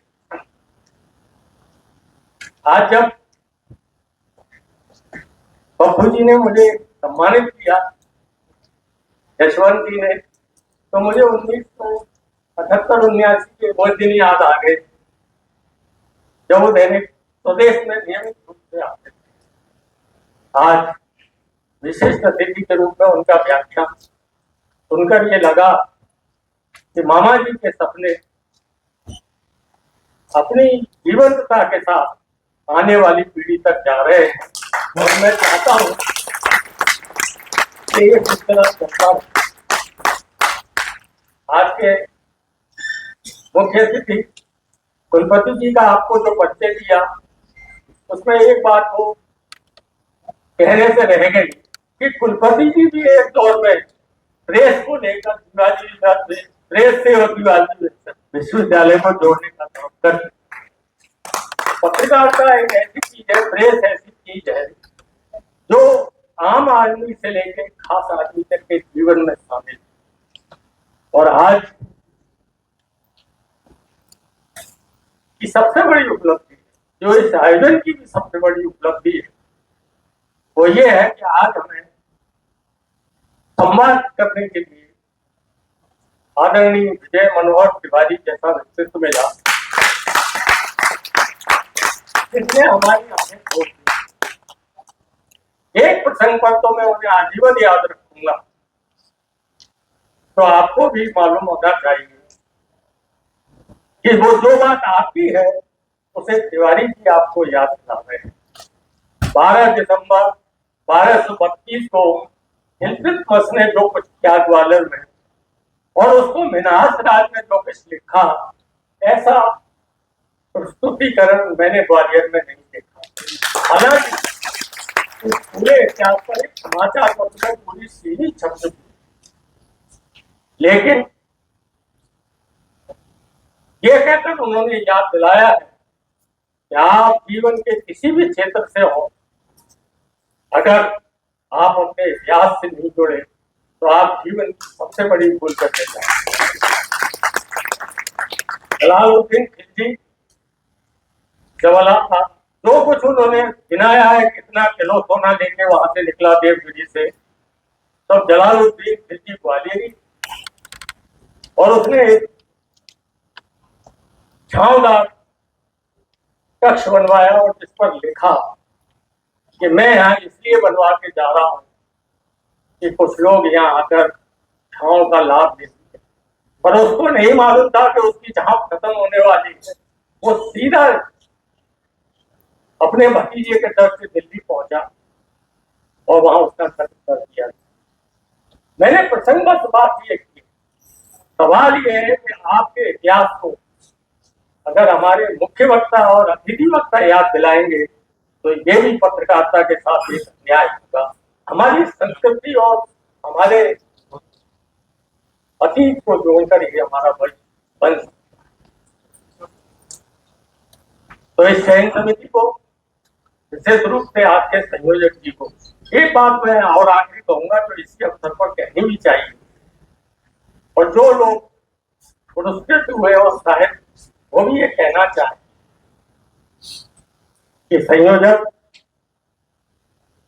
श्री सोनी जी और चयन समिति के संयोजक श्री शर्मा जी, और यहाँ जितने लोग बैठे हुए हैं, पत्रकार बंधु जितने लोग बैठे हैं, ईश्वर की कृपा से सबके साथ मुझे काम करने का अवसर मिला है।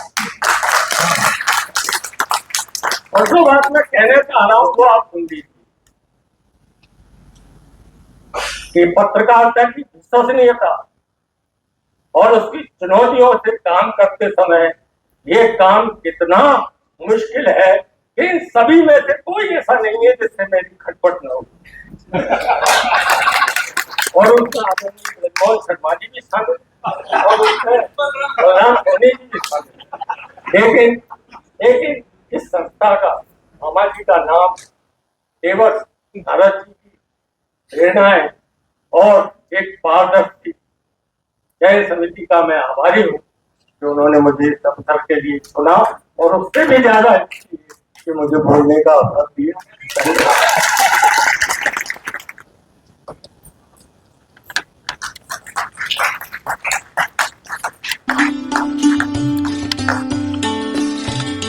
और चयन समिति के सदस्य भाई प्रवीण दुबे के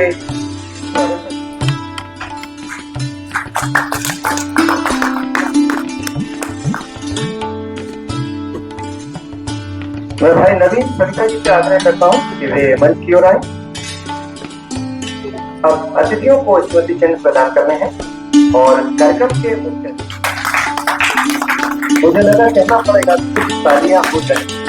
इसके बाद मैं आग्रह करता हूँ वरुण शर्मा जी से।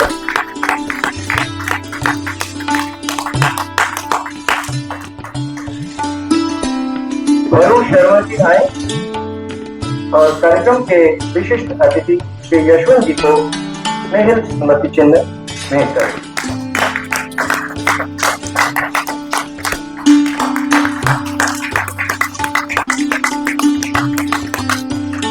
और अब कार्यक्रम के संयोजक और सह संयोजकों को स्मृति चिन्ह भेंट करना है। सम्माननीय अतिथि का पुनः उन्हें जोरदार तालियां कार्यक्रम संयोजक के लिए।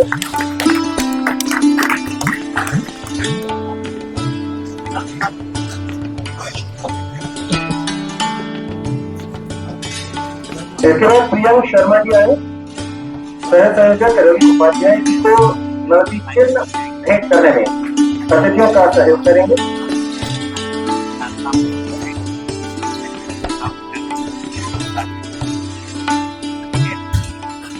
श्री रवि उपाध्याय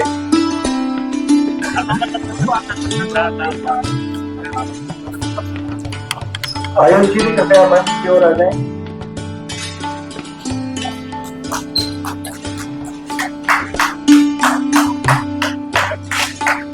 धर्मेंद्र त्रिवेदी जी संयोजक हैं, उन्हें भी अतिथियों की ओर से शॉल श्रीफल भेंट करेंगे और आयुष भी सहयोग करेंगे।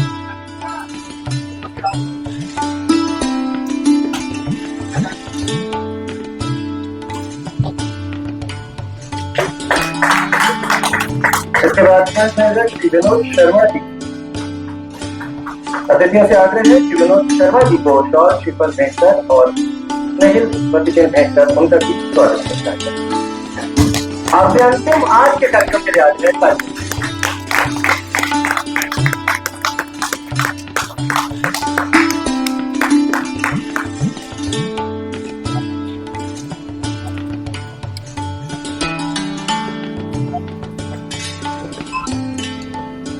समूह चित्र के लिए सभी तैयार हैं। करना चाहता हूँ आदरणीय जो आज के मुख्य वक्ता जी थे, उन्होंने बहुत सार गर्भित संबोधन हमारे बीच प्रस्तुत किया और ये पत्रकारों का कार्यक्रम है और उन्होंने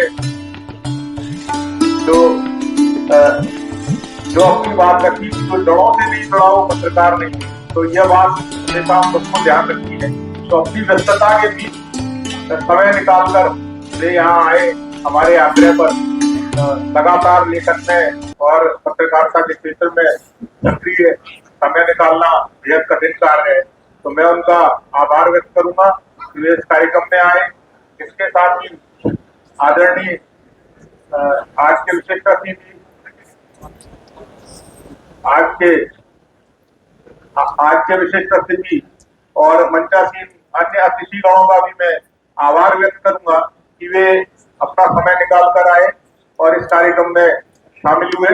इसके अलावा इतनी बड़ी संख्या में चिलचिलाती धूप और गर्मी के बावजूद इस कार्यक्रम में आने वाले सभी लोगों का मैं विशेष आभार व्यक्त करता हूँ। साथ ही नगर निगम और प्रशासन शासकीय अमले का भी मैं आभार व्यक्त करता हूँ कि उन्होंने यह सभागार हमको उपलब्ध कराया। इसके साथ ही इस संपूर्ण कार्यक्रम में जिन लोगों ने अपनी सहभागिता की और सहयोग किया, उन सभी के आभार व्यक्त करता हूँ।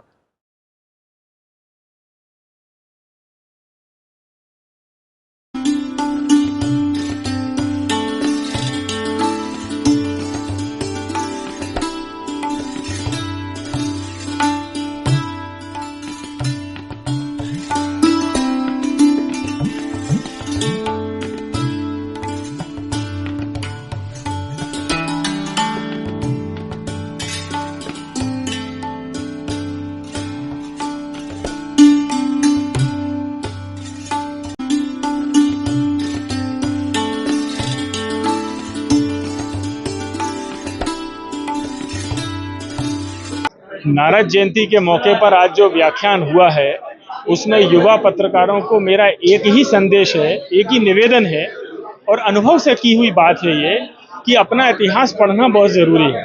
अगर आप ग्वालियर में हैं तो ग्वालियर का इतिहास जानो, मध्य प्रदेश में हो तो मध्य प्रदेश के बारे में बहुत कुछ जानना चाहिए और भारत में हो तो भारत के इतिहास के बारे में पढ़ो।